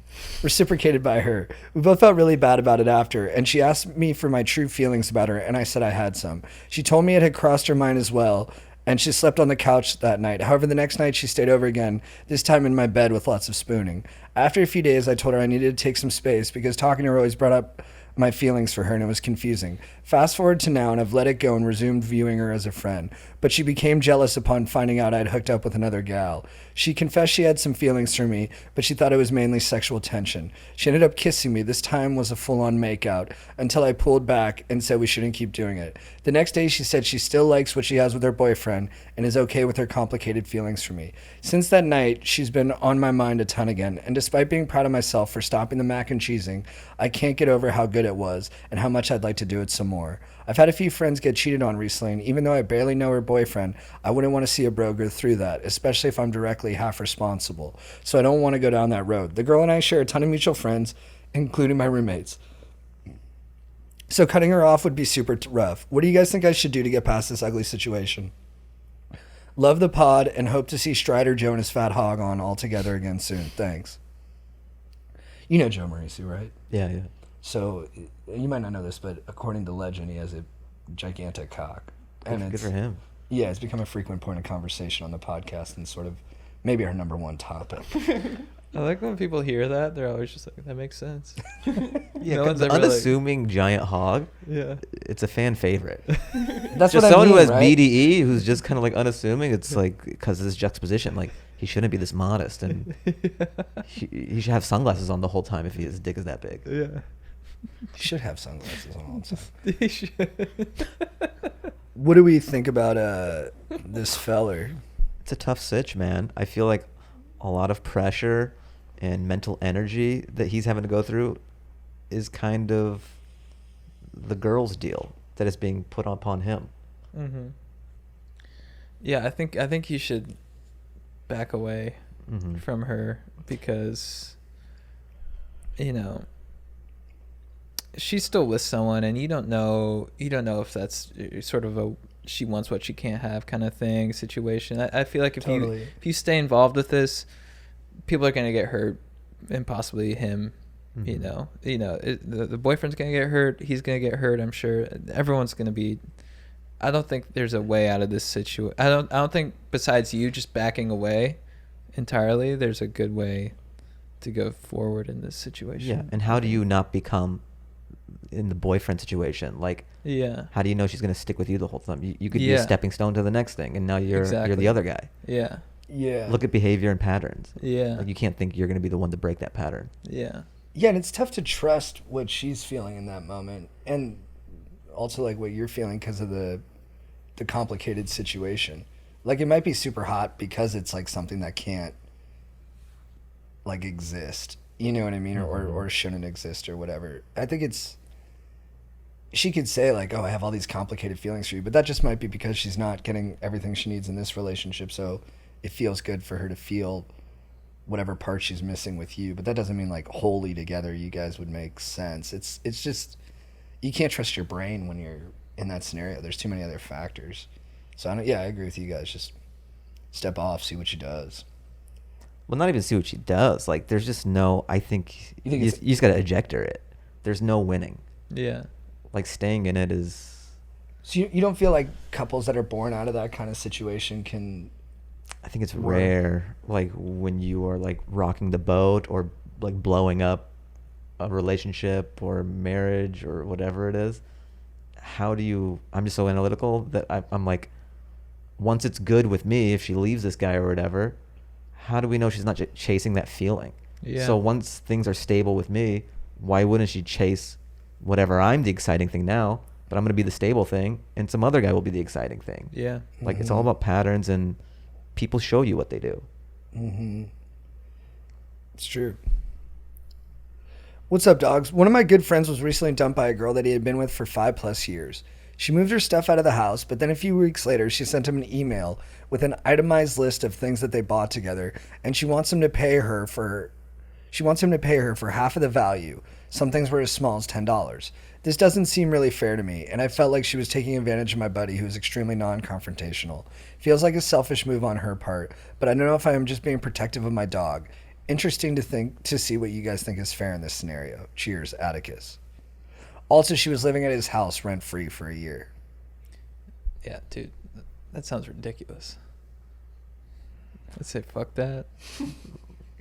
I think you're right. I think it's such a nominal amount of money that you're almost paying them to not deal with the bullshit. Like, she wants this resistance and fight back. Like, no, that's not fair. And it's, if you're truly done, laugh about it and be like, Venmo the money. Like, here's $50. That's the power move. Like, are you really gonna miss $50? Or are you gonna be like, well, you were paying rent, and it's like, be the bigger man. What if it's like $2,000 or like $5,000? That's different then. But if this is over principle, do the power move. Just Venmo more. Say like, here's some extra. Here's $100. I overshot it just in case there were some things that we bought together that I didn't tally up. Yeah. Like, here's an extra hundo. To leave me alone. Or not even to leave me alone. Just like kill him with kindness. Just be like, hope that covers it, or hope you're well. Yeah, because she might be chasing something more than just the. It's not about the. Yeah, she's just trying to be a pain in the ass to stay involved with him and to create some stress in his life. Yeah, so just like roll with that.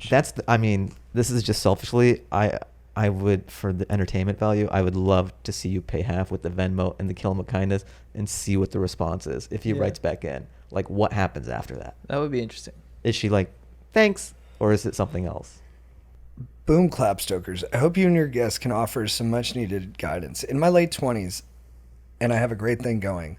I live in Nashville with a great community of friends. My family is just a few hours away, and I've got a great job. I'm a very lucky guy. One problem is my girlfriend of a year, my longest relationship to this point, who I love very much, has decided to move to Denver for her job and doesn't know if she'll be able to work remote again in the future. We've talked about this and came to the conclusion that I'll stay in Nashville and she'll move to Denver. We'll try to make long distance work for however long we need to. At this point, our lives are pretty intertwined. For more context, she's moved around a lot, and I've essentially lived in 2 places my whole life. She plans on living in a lot of different places, and I'm more of a community-driven guy. Am I making the right choice to committing to long distance, or am I committed to more of a drawn-out heartbreak. It feels like if I commit to moving, I'm missing out on what I want out of life. And if she sticks with me, she's missing out on potential great experiences she wants to explore. I've already committed to long distance to see how we handle it, but I want to hear your all's unbiased take on the matter. Let me know what you all think. Dude, I think your concerns are well-founded, but I would just see how it goes, man. Like, you've had those thoughts, you know what's at stake, and you know what the potential, like, pitfalls are, but I would just see how it goes. Maybe it works great. Maybe you love it. You don't know. What do you think? I think there needs to be discussion, kind of, you can do the long distance, and that is possible, but it sounds like you want to stay in one area and she wants to bounce around. Do you guys have a conversation about, like, how long do you want to do that for?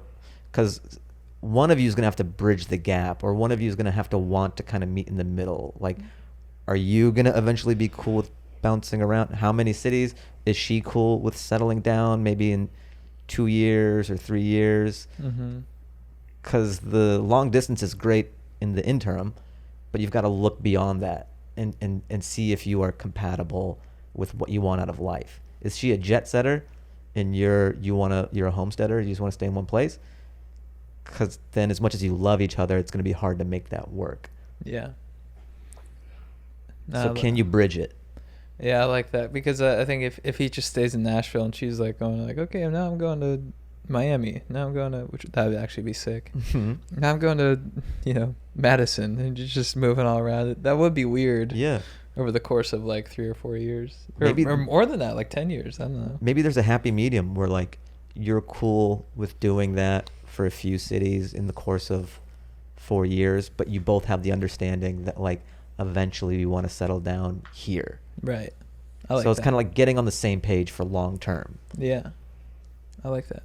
Yeah, and it's always, not for all couples, but I always wonder, is it a bumpy road for everybody, and like some people just don't talk about the bumps? You know what I mean? Mm-hmm. Or they're more able to put them in context. Like, I feel the bumps, you know what I mean? And I talk about them, but I do feel like every couple, you just kind of figure out your own, like, social contract with each other, and if you can both agree to that, it can work. Every relationship will have bumps. I think it's just a matter of, are they bumps or craters? Because, like, what I'm learning is sometimes there are inherent compatibility issues, and, like, you can love the person, but if you have completely opposing views on what you want out of life, like, it's gonna be more than bumps. Like, you're gonna have bumps, but these are bigger than a traditional bump throughout the course of, like, people who are pretty aligned with what they want out of life. So trying to figure out, like, okay, are these just natural bumps throughout a relationship, or are these diametrically opposed viewpoints? Yeah, let's see what the load bearing on this plane is. Yeah, man, bring it back to the engineering, dude. Yeah, are these just a couple little bumps, or is this whole thing going to fall apart under stress? Yeah, exactly. Or is this the eye of the hurricane? But I just think some people are able, like, there can be, like, something that would be a crater for me. I've seen other people, like, just go over, like, just hop, skip, and jump without a second thought, and they were right to do that. Like, I'm not judging it at all. It was just like, they were like, no, I'm choosing not to see it as a crater. It's just a bump, and I'm just going to roll with it. Yeah, it's tailored to you. Like, what may be a crater for somebody else, you kind of gotta, it's like a designer drug, like, Yeah, what can I handle? All right, last one. What up, boys? Question for you. One of my best friend recently got broken up with by his girlfriend. They've been dating since high school, all throughout college, and a couple years after that. Everything seemed to be going great, and he was actually going to propose to her this spring. Out of nowhere, in early spring, she broke up with him, saying that she grew out of the relationship. He was in denial about it, more or less, and claimed that they would work through it. They spent like a month after talking, and it seemed like they were going to get back together, but she finally cut it off. He won't talk about it to me or anyone in our friend group. He seems fine with it. Recently got a nice place in Philly and has been going out every weekend chasing. My question is, how do I get him to talk about it? Because every time me or one of our friends bring it up, he says, this isn't the time or place, or don't worry about it. I'd say if he doesn't want to talk about it, don't talk about it. Yeah. Why do you, if he wants to talk about it, I think be open to that, but just let him process it and do especially if he seems like he's doing fine. Yeah. Like, he got a nice place, he's going out. Those are healthy ways to deal with it. Like, if he was, like, shrinking and in his apartment all the time and, like, living in squalor, I'd be, hey, man, maybe we need to process this so you can figure it out. But it sounds like he's, just taking command of the situation and like, no, I got this. And it might not be fun for him to talk about. He might not want to be like, yeah, it broke my heart. I was ready to give up. He might not want to open that up. Yeah. And you're just his homie. I would just be stoked that he's rolling with it. I think this concerned homie has such an open heart that he wants to let him know that's there. If you could do it in a very bro chill way, be like, yo, I know it must be tough. You don't have to talk about it if you don't want to, but like, I like talking about that stuff, or I'm here. And then you've done your part. Yeah. And then the rest is up to him. Totally. Yeah, just go dancing with him. Go help him chase and, let him know you're there. Help him redecorate the apartment, and he might just be fired up on the pro sides of this thing. But yeah, don't drag him into like, were you crushed? Because then it's more about him. Like he's like strife. I would be crushed. Yeah. I would be devastated. Are you? You're just going to hang out. You're struggling right now, aren't you? What? You don't want to talk about it, but you're sad. It's like, dude? You can cry. I'm here. Like, I won't judge you if you cry. I'd be a shell of a man. But like, is this helping? Yeah, he starts going through all the details. He's like, planned your whole life together, right? You guys were going to buy that house in Minnetonka. You were going to have kids. You had the whole thing figured out, down to like the designs of the kitchen. And now she's gone. She's gone, man. She's never coming back. How's that make you feel, bro? Then you just pull out one tissue after you say that. How does that make you feel? By the way, I'm on speakerphone. I got 7 of the guys on the phone right here. Hey, what's up, dude? Are you okay? Sorry you're going through all that, man. Yeah. You just hear basketball in the background, just watching the finals. Yeah, I would ask him about it. No, I'm kidding. Yeah. All right, so we do one last thing. This takes a bit, but we do our beefs, babes, and legends of the week. Do you think you can improvise that? Sure. How's it work? So it's you're beefs, killing it. babes, and legends? Yeah, so beef is something you're like not happy about from this preceding week. It can be a person, place, or thing. Babe and legend, they're interchangeable. It's just something cool that you're stoked on, person, place, or thing. And then we do a quote of the week. And I hate to do this to you, we also do a phrase of the week for getting after it. All right. This is a lot. I can try. I like that you rolled with the phrase of the week for getting after it. You're just like, yeah, sure, whatever the fuck you say, man. More gibberish. But we'll show you. Yeah. What it Show me looks the like ropes. first. Yeah, Chad, what's your beef of the week? My beef of the week is plaque buildup. That's I went to solid, the dude. dentist this morning. I don't know how we haven't moved past these scrape tools. You go to the dentist and then for an hour they're just scraping your teeth. They're like, man, there's a lot of plaque on there. I'm like, what the fuck is plaque? I don't know. And why do you have to just scrape my teeth? It's so brutal. I don't know, dude. That's just my beef. I'm like, they're just scraping away and they're like, you got a lot of plaque there. And I'm like, I know. And then they try to talk to you. Yeah. You're just like, oh. I never know where to look because, they're in your mouth. Yeah. I try not to look them in the eye Yeah. because then they'll take your soul. Like, just- it's just too weird. So I'm just kind of like avoiding their head when they're hovering. I just try to look at the light. The hygienist today was actually great because she didn't say a word until at the end. She's like, all right, almost done. And I'm like, Perfect. awesome. So props to her because I don't mind talking, but when they got like a little poke thing in your mouth, I'm like, I don't have anything to say. I can't talk. Yeah. It's like an Uber ride, but they're in your mouth. Yeah. What do you do for work?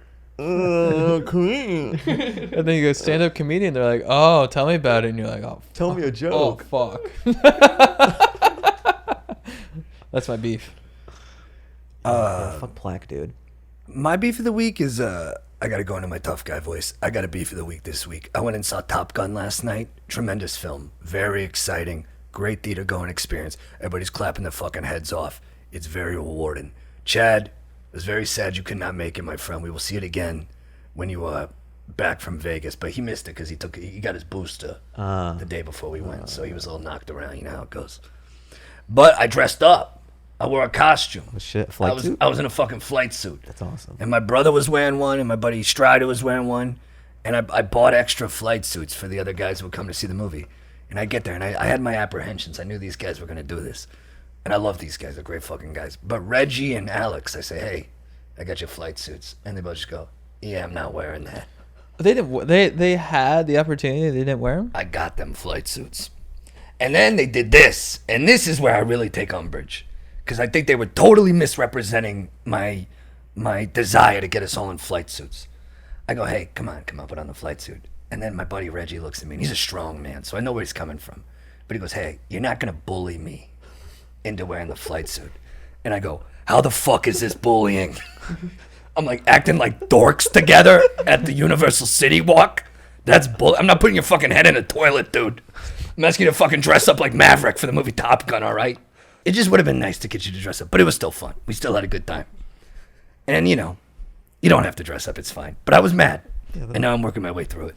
That was tough for me to hear. Yeah, that's not bullying. That's just like a gift on a platter. I was flight like, suit? and dude, here's the thing. My other buddy Joe was there, Joe P, not Joe M with the big dick. As far as I know, Joe P's got a big dick too. Right. But Joe P, soldier, absolute, which is fitting for Top Gun. I had 3 different flight suits. He puts them on. They all look terrible. It didn't work.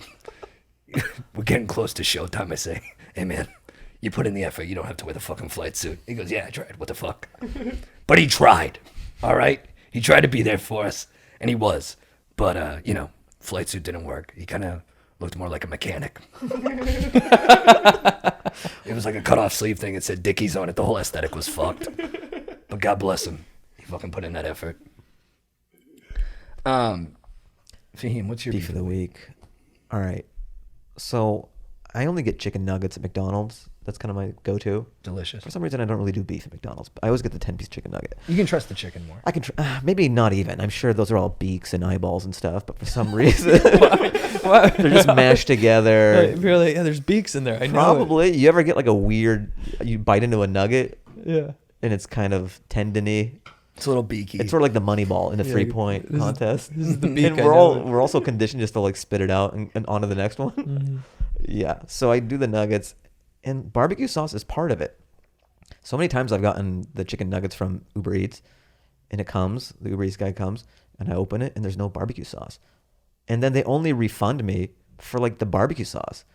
They give me 35 cents. Like, Oh my you've God. ruined the whole meal. Yeah. I'm not going to eat dry nuggets. No sauce? No sauce. And I specified sauce. It's insane. So you should refund me the entire meal, because nuggets with barbecue sauce is the experience. Yes. And I'm not going to put ketchup on it. I'm not 5. The nuggets are a vehicle for the sauce. Exactly. Yeah. Like Tyson chicken nuggets that your mom pulls out of the oven, I'll do ketchup because I wasn't expecting nuggets and mom did it. You know? Yeah. But when it's premeditated nuggets, I'm mentally geared up for barbecue sauce. That's a good beef. It's a tremendous beef. So full refund. Especially that it's about chicken. I like that. Totally. Dude, yeah. Like, don't give me 35 cents. Give me the entirety of the meal. Do you like the buffalo? I do it at Chick-fil-A, buffalo sauce, and I mix it with barbecue. Oh, you cut it. I cut it Nice. to get a little best of both worlds. That's just experience paying off right there. You know, what you're I doing. never used to do that, but some guy at Chick-fil-A who he recognized me from my first acting thing ever. Like, my first acting thing ever was this role on Chuck on NBC. Mm-hmm. And like, very rarely do I ever get recognized from that. But like, he's like, yo, were you Manouche and Chuck? Really? Yeah. And I'm like, oh, yeah, I guess. He's like, oh, cool. And then he saw me. He goes, you ever do this? You ever do barbecue sauce and buffalo sauce? And I go, no. He's like, oh, you got to try it. It's great. Yeah. And I tried it, and I've been doing it ever since That's at awesome. Chick-fil-A. What a gift. Wow. Yeah, what a gift. He wanted to offer you something. He's like, hey, I'm a fan. And Yeah. because of that, Yeah, here's a secret. I'll give Yeah, you a but- secret. Here's a Chick-fil-A secret we don't tell everybody. He's like, don't tell everybody. Don't tell people. Only because you're Manouche from Chuck. Dude, I love it. Were you Manouche from Chuck? Yeah, we were in DC, and this guy was like, hey, I became a fan of yours after seeing you on Hawaii Five-0. I'm like, haven't heard that before. That's That was fucking weird. hilarious. Yeah. It's weird to think, because did you watch Chuck before you were on it? No, yeah. But I know it's like a cult favorite. There's a lot of rabid fans of that show. Makes sense. It was weird. I was still working at Boeing at the time when I got it. Like, I slipped out for a long lunch to audition for it, and they didn't know that I was just driving up to Hollywood to audition. And then I got it, and then I took a week off work. I said there was a family emergency in Seattle. Oh, you didn't say it at all? No, because I was still an engineer at Boeing. So I filmed the shit for a week in Burbank, and then I come back to work after I'm done. And Did anyone at work be like, hey, man, I saw you on Chuck? no, because the episode aired after I had left, Hmm. so there was no crossover. It was kind of perfect. That's Nice. nice. Chad, who's your babe of the week? My babe of the week is I guess it's my weekend. I got a cool Nice. weekend planned. A lady friend and I were driving to Vegas, which opted for the road trip.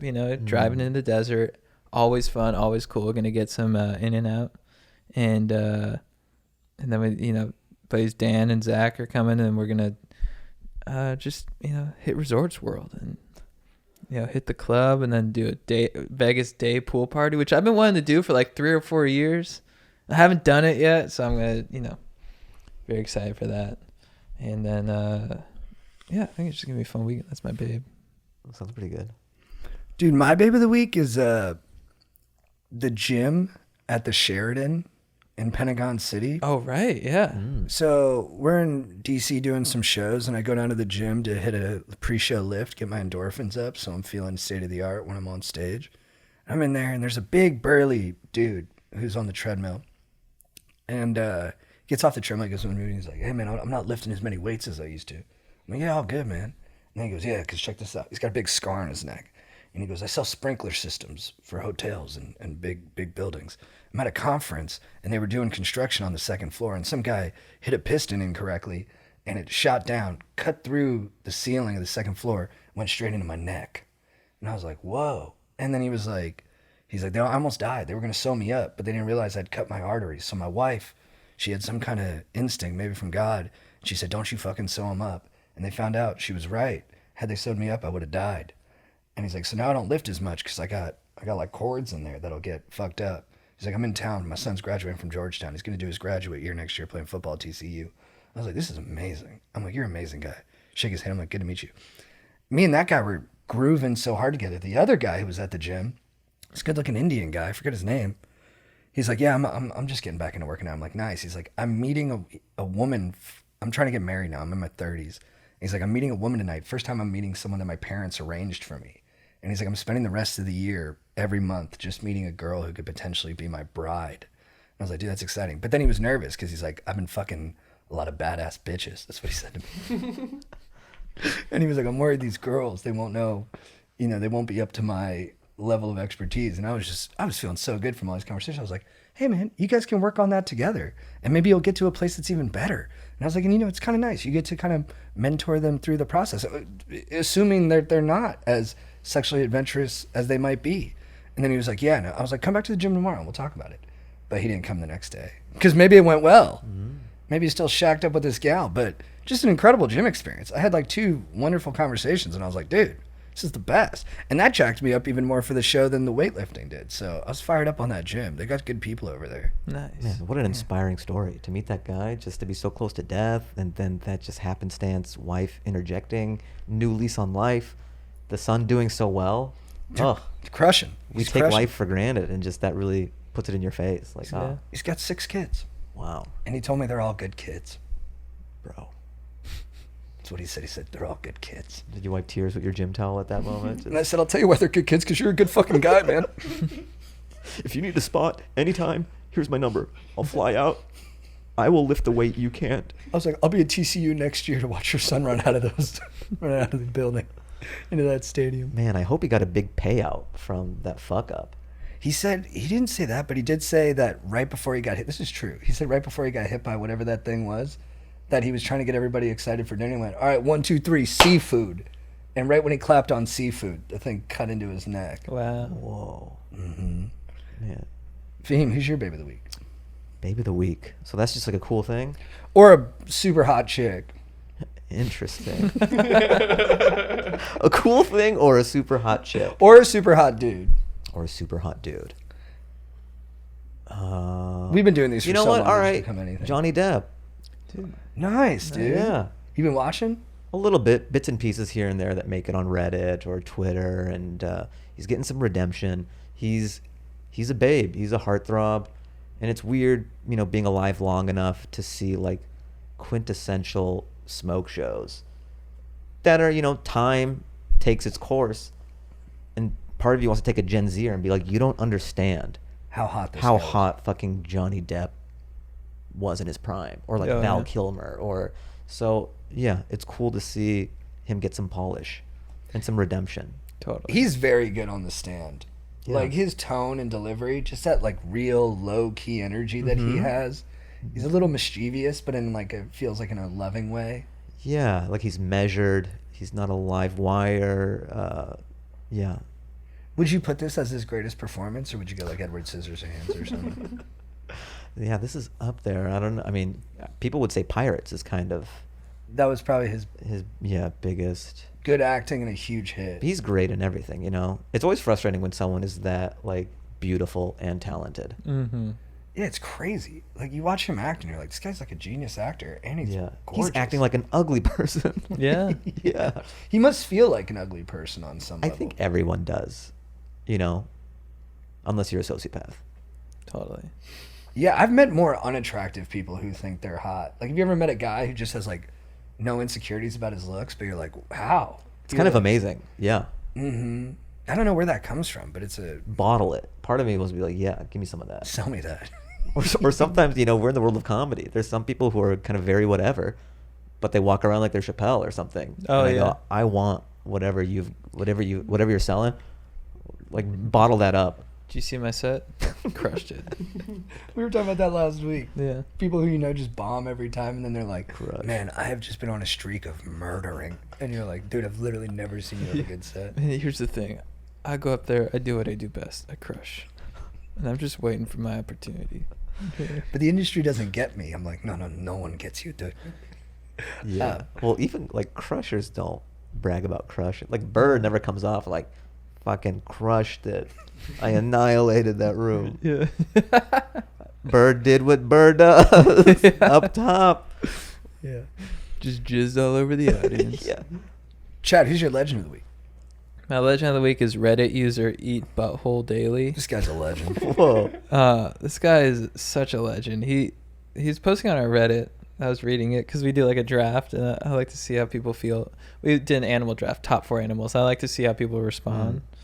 And he gives a really thoughtful answer. He's like his analysis. He's basically like he even put me as the last. He's like, Chad chose aesthetic animals. You know, you should, if you're picking a reptile, Komodo dragon or crocodile is stronger, smarter, and more adaptable than a cobra. Rhino don't have ivory, horrible eyesight, and on the brink of extinction. Like Chris said, an overall solid list. Apex mammal, man's best friend. You know, great bird pick, but look up the secretary bird. They hunt by kicking their prey to death. And then like Strider should pick jaguar number 1, made good case for Wolverine. You know, all this stuff. Just very knowledgeable about animals, but his username is Eat Butthole Daily, and I love that mixture. And I think that I like that in a person, of like someone who's really smart, but also is very childish. And is like, I also eat butthole daily. I know a guy like that. What's that? I know a guy like that. Yeah, he's like, I've been reading Nietzsche, but I also eat butthole daily. I think that's it just tickles me. It's the best of both worlds. You're enjoying everything. Yeah. Chappelle's kind of like that. Yes. He's like sort of like when he speaks sometimes you're like, oh, this guy, like I'll listen to anything he says, but then he like talks about like R. Kelly's doo-doo butter. I was just thinking about it. He's like, I'm Yeah. gonna piss on you, and then I'm gonna shit on you too. Yeah. This is the smartest guy we have. Well, it's like you're painting with all the colors then. Like Yeah. nothing is too smart and nothing is too stupid. Yeah. You get to encompass everything. Yeah. It is nice. So eat butthole daily if you're listening. I think you're a genius. Dude, my legend of the week, it's a twofer again. I've been seeing this gal. I called her Hold Me Close because I talked about it on the podcast. Me and her were walking back from a trivia night, and we were both talking. We were being kind of fatalistic about relationships. You know, we were like, these things don't generally work out. It's kind of a crapshoot. What are you going to do? And then we're walking, and a cat is running across the street, and there's a car coming, and it's not slowing down. And we both see it happening. I'm just like, oh, shit. Oh, no. Oh, no. And then, bam! Car hits the cat doing like 25 miles an hour. The cat gets stuck under the fender and just gets ridden across the road for, I don't know, 30 feet. And she turns down. She's like, oh, my God. And I grab her. I'm like, it's okay. Car runs it over completely. The cat gets up, starts moving. It's got a limp. After about 10 yards of moving, shakes off the limp and runs away full speed. Totally healthy. It survived. And it was like this nice counter to what we were talking about, where it was like, look, you can take a hit and keep going. And even when it looks like you're fucking done and you're just grizzle on the road, You can get up like nothing happened and just keep living your life. And so I was freaking out. I was like, it lived, it lived, it lived. And then my other legend of the week is the guy driving because he didn't take his foot off the accelerator at all. And he must have seen that cat. I mean, he had his lights on. It was clear as day there was a cat in front of him. And he just said, fuck it. Sometimes it's not your day. And he broadsided that cat. And I like that guy is just, you know, he understands there's consequences to life sometimes. He dragged it, right? Yeah, he just kept running over it, and then he ran it over completely. You know, most of the time when someone hits a fucking animal, there's like a slowdown afterwards to be like, hey, what just happened? This guy just kept driving. He didn't give it a second thought. And there was a part of me that admired that. You had to get somewhere. Who's your legend of the week? Legend of the week. Now, what is legend again? Just a badass fucking person that inspires you, or just something that you're stoked on. All right, this is kind of very apropos, putting a bow on it. My special, my baby that comes out tomorrow. Ooh. I'm very excited. I spent a lot of work, like when I was in that writer's room, at night I was filming this, and, you know, I'm directing it, and it's my heart and soul, blood and tears, my DNA, my fingerprint, and I'm so close to it, it's hard for me to see it objectively. So, like when I watch it, I don't laugh anymore because I know the jokes, I'm so close to it. So I'm excited for all these fresh eyes to see it, and it's kind of vulnerable. You're putting yourself out there. Very vulnerable. And seeing how the world accepts it, and just knowing you did all that you could, and yeah, the little birdie's taking flight tomorrow. So I'm stoked for that. Well, I can't wait to watch it. Thanks, man. Where can it's on YouTube. Where can they what should they where can they find it? My YouTube channel, so youtube.com/Fahim Anwar. It'll be up there. It's called Hat Trick. Hat Trick. And the hat trick is the term used when you do all three rooms at the Comedy Store. So that's what this is. Just stand up in all three rooms. If you're a fan of stand up, the Comedy Store, this is a nice kind of window on what it's like to be a store comic bopping around. Cool. Yeah. Yeah. I mean, you're one of my favorite guys to watch too. So yeah, like we can, guys, check it out for sure. That's nice. Thanks, man. Yeah. I really appreciate it. No, yeah, and yeah, this will air Wednesday, so it's live. It's out live. now. It's up there. So watch it. Yeah. No, I like distinctly remembered, like you and Sebastian were two of the comics that I like. Oh, that's cool. When I first started going to the store, it was like you and Sebastian were the guys that I like didn't know before and discovered, and it was like you guys were like my favorite to watch. Cause like you had those act outs and stuff that were just so like he's another act out guy too, like and it's just very distinct acts and just unique. Let's drop the Manscaped stuff, but it's very like it's just so fun to watch. So thanks, man. I'm excited to see it, and I hope that YouTube is just so ubiquitous, everyone has it, that this will reach as many people. Like I wanted to do this instead of trying to sell it to Comedy Central or like Showtime or HBO, because sure you can make some money, but there's a ceiling to that. Everyone has YouTube. And this is just purely exposure. It'd be great for people to see what you see, Yeah. I remember when Bill Burr said you were his favorite that was young comic crazy to watch. Because sometimes you don't think these guys see you. I know you mentioned like you go to the store and you've had an interaction with certain people and you wouldn't know if they remember you. Yeah. But then sometimes they'll mention you or something and you're like, oh, they were paying attention, or I didn't even know that I was on Bill's radar.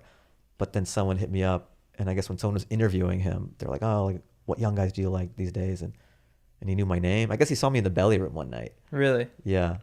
And it's cool. Like sometimes I'll get a text, like, because I'll post clips on Instagram of stand-up bits that like, why do 10s get cheated on bit? He texted me. He's like, that's a fucking 10 out of 10 fire bit, dude. Really? And that just meant the world to me, man. Yeah.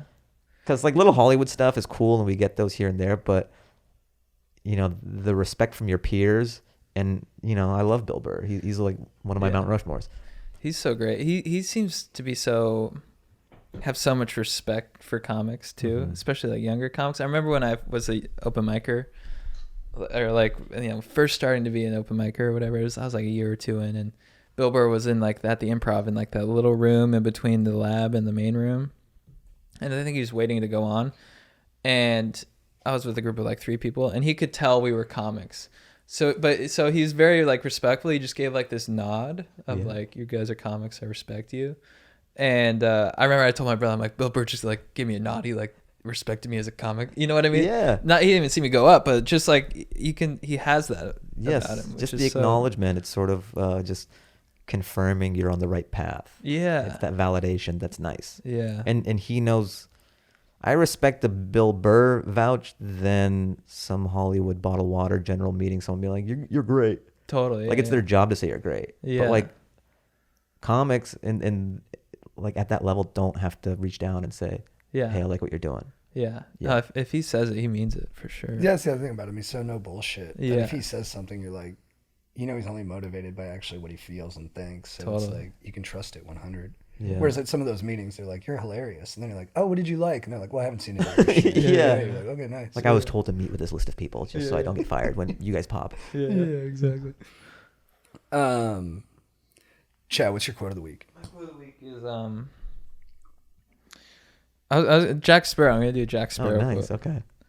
I'm dishonest, and a dishonest man you can always trust to be dishonest.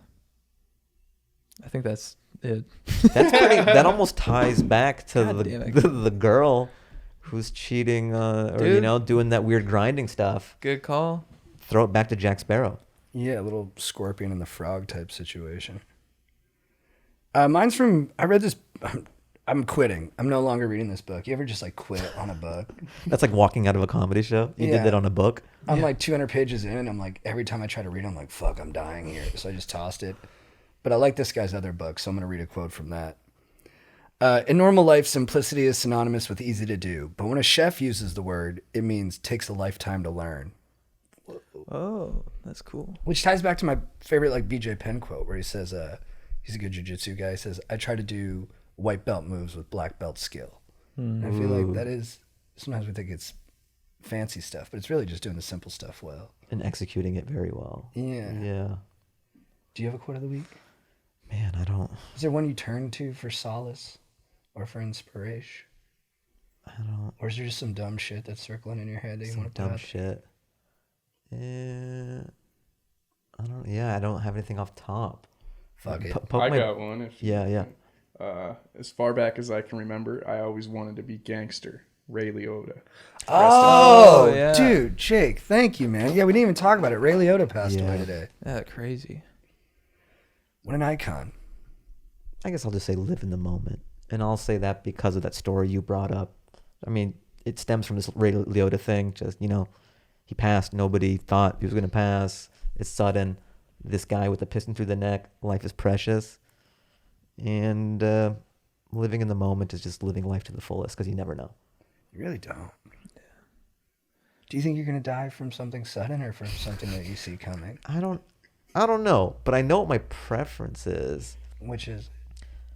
I think like peacefully, obviously. I'd rather die peacefully than like hit by a bus. Yeah, I don't want something sudden. But I don't know. wanna be able Some to, people might like the sudden because it's so quick. Whereas if like a disease is ravaging your body, is it a prolonged, painful death? Whereas like a Right. bus sounds gruesome, but it's what, 5 seconds tops?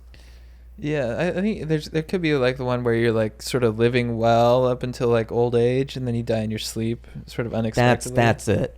Just But you've already old made age, your preparations. You got your like will and your like Right. little notes in place. like and stuff. hospice, Yeah. family around. You live many years. It's not painful.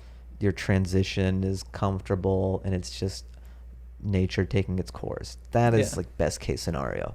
You can say goodbye to like your wife Dolores Yeah. right before you. I feel like everyone who dies in hospice, their wife's name is Dolores. It feels right. They're like, Dolores, we had a good run together. I'm out. You know what I always thought about? Like it's unfortunate that hospice and hospitals start the same way, because when they're telling you where you got to go, say it's hospice, when they go, we got to take you to you think they're going to say Ital? And they say is? Yeah. And you're like, because like hospital, You'll be all right. the implication is you'll be out of it. They'll fix you Yeah. up. People don't come out of hospice. That's tough. You're going to hospice. bitch. Oh, thank God. Yeah, we're good. Yes. I would say it as I'm closing a door. I'd be like, we're taking you to hospital. You know? Is it toll or is? Yeah. Yo, that's a What good- is it, man? Which is it? Come on, dude. Just fucking tell me. Where am I going, dude? It's a good cliffhanger for a TV show. Yeah. Like, which one is it? Which one? It's 24. Yeah, is it a series finale or is it a season finale or series finale? Oh, dude. That's a good way to think about it. You're so deep into the TV writing. You're like, all right, Doc, shoot me straight. Am I getting another season, or do we need to cap it off here? Yeah. Yeah, do we Do I just need kill to off tie all the up some loose characters? ends? Chad, do you have a phrase of the week for getting after Oh, I it? forgot. Fucking. Let's make the nipples hard. Nice. Yeah. Yeah, I'll do the same thing. Let's playfully flick those nipples. Nice.